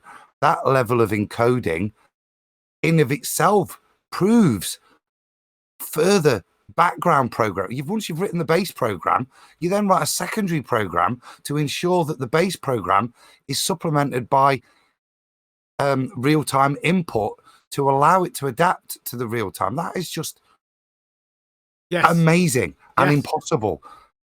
It's contingency planning. Yeah, layers and layers of contingency planning. It's mind-numbing. It's you cannot. When I was in it, I couldn't get my mind around it because it went so deep, right? At every level, there's so many. I couldn't go down. I couldn't get to the end of the level. It's amazing contingency. That's how I could. It's just layer upon layer upon layer of contingency plans. Yeah, nature did that. Information. I mean, we're not talking about exactly. I know you've said in the past. You know, if these people had to concern themselves with breathing, they wouldn't live very long. But we're not talking about sort of the information that you process in the front part of your brain. We're talking about layers of information on how to make a skin flake And it's like you say, layer upon layer upon layer of. I don't want to use the word redundant because somebody will strap junk DNA to that shite, which isn't what I mean when I say redundant, because it isn't redundant. It's, how did you phrase it? A contingency. If this doesn't match up, then this is the next thing that you must do. Yep. So it's not redundant. It's absolutely necessary. Yes. It requires pre-thought of the contingency to write the program, and that's the next amazing thing. If the only way you can do it is to be writing the program that the environment is going to change, and therefore within the in this case the insect you're dealing, you write a secondary program that says if the environment changes in some way, take sensory input and apply that pigmentation. You've then got to select within the cell structure what you're going to change. Please apply a change based on this level, based on this sensory input. Get this sensory input from here and apply a pigmentation change within the gene code. It's just out. It's layers of computer program that even the most geekiest computer programmers couldn't put into a computer program. Right. Right. Well, that's something I want to make a conclusory statement based on. So you said you have to program. Now, what was the title of that book you talked about 5 minutes ago? What was the title of it? God, don't do it again. You said you read it, QE. I think it was Paula that brought it up. It was Werner Gitt on information. Yeah, in the beginning was information. In the beginning was information. Right. So you've got something that is essentially a set of instructions. Well, how do you have that information to begin with? I'd like an answer.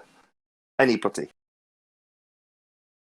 From Yeah, nature. wasn't it- That's got to be from nature. That information's got to come from nature because it's one of the ontological primitives. Right? No, it can't come from nature. Then it's It's over. just a description of what happens. It comes from a creator or programmer. It comes from a pre-knowledge of the programmer that has already set up the rules of how these encoding will work. You've got to define the rules of the encoding first. Right. You've got to program it. So to Wasn't have it- information, it's got to be programmed. So what does that require? But a programmer. Wasn't it Gould who supposedly he thought he had proved evolution with the program he wrote? I forget what he called it, but he claimed that it showed, a string of letters that he eventually, by running this algorithm, turned into some English words. But and everybody pointed out right away, and this was, the PhD leading evolutionists and all that pointed out that you wrote the code, you told it how to change the letters. I remember that. Yeah. Yeah.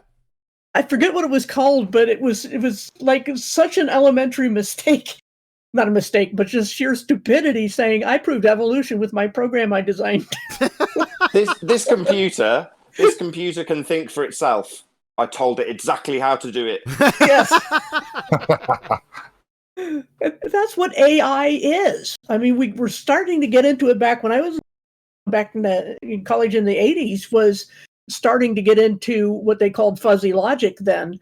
And it was, I looked at this code and said, what's different about it? It's just standard code that isn't as precise about outcomes, and it just kind of wanders around in the memory. I mean, how is this intelligence? How is it artificial anything beyond any other program? They can be sophisticated and mimic things and get really good at it, but it's still not intelligence.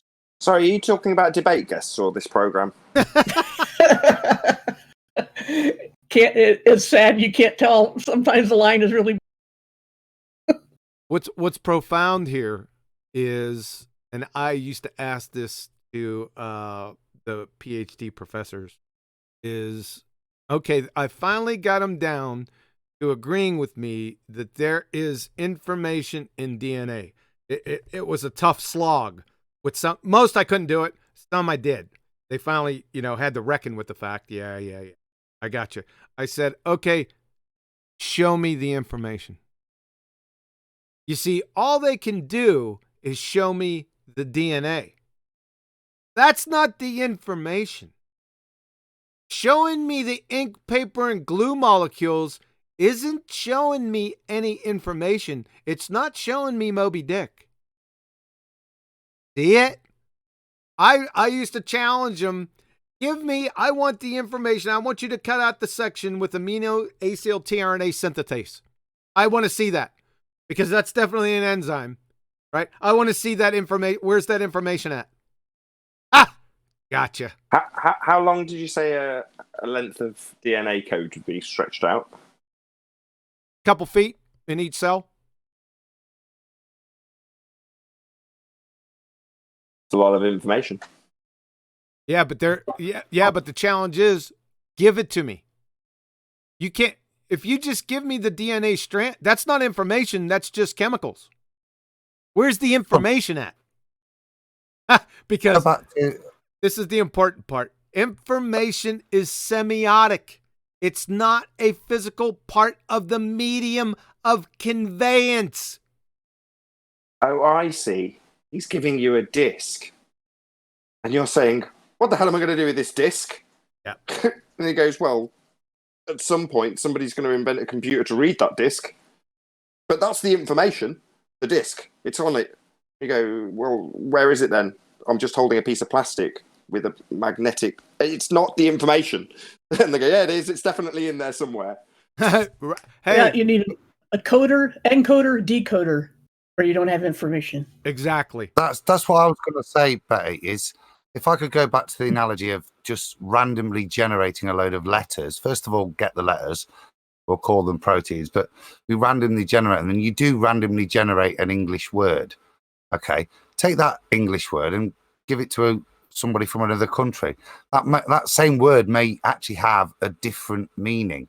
The letters, the significance, the importance is the encoder, the knower of what those letters mean, and that requires a whole different set of understanding as to what those letters mean. It requires knowledge outside of the program itself as to the implications of the program. It's a separate construct that has to be defined to create you to stick letters together randomly to mean something that could just as mean something else to a different encoder. The information isn't in the organization of the letters, it's in the knowledge of the recipient. Exactly. It's context based.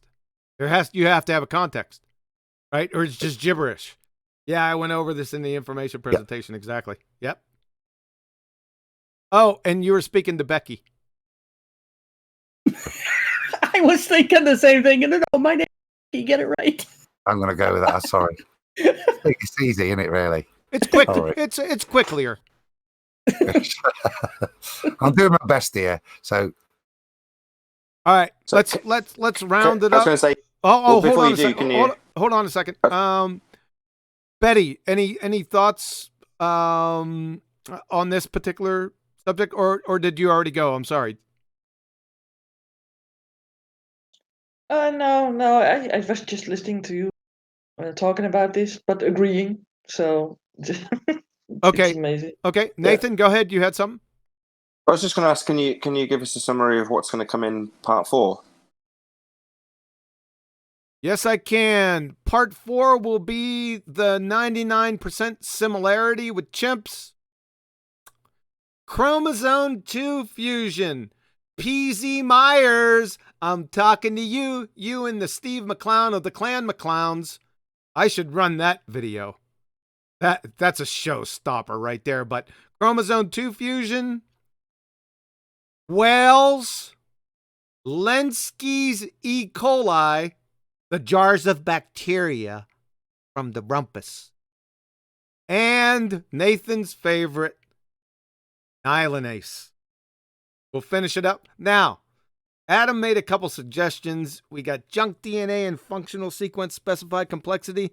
I might make it 6 parts. I don't know. I got to think about it. Apologies. Cool.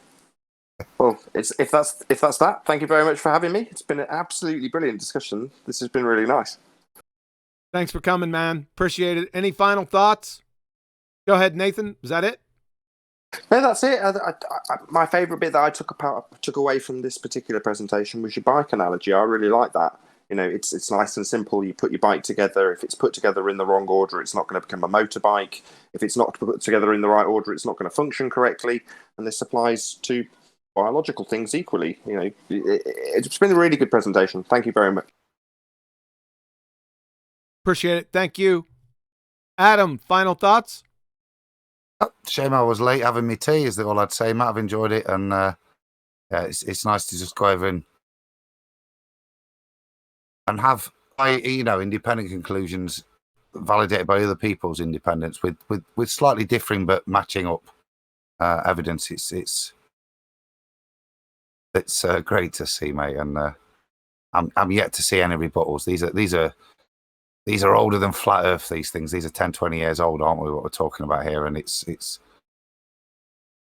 devoid of any real rebuttal. Some 50 years old. Thanks for coming, Adam. I really appreciate it, man. Paula, final thoughts?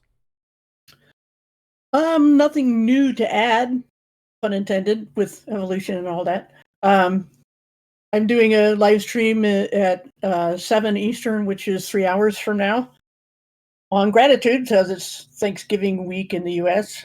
And other than that, I don't do a whole lot of science on my channel. I have that's about it. But everybody come on by if you're interested in that sort of thing. Thanks. Thanks for coming, Paula. Becky, final thoughts? Becky. No, I have one last super chat that I can shout out, and that's from 5 Angels, and she or he says, "Nice work, Kiwi, regardless of what Super Curve thinks." It was a while back, but still. Appreciate it, 5 Angels. Thank you very much. Oh, before I forget, one last push. Just a reminder, this Saturday, 1 p.m. US, 7 p.m. UK, the world premiere of the new Ballbusters, Pseudo McWestian 2 Space. Make sure you're there, folks. You don't want to miss this. So, take no prisoners. No quarter will be asked, none shall be given. And remember, I'll be back.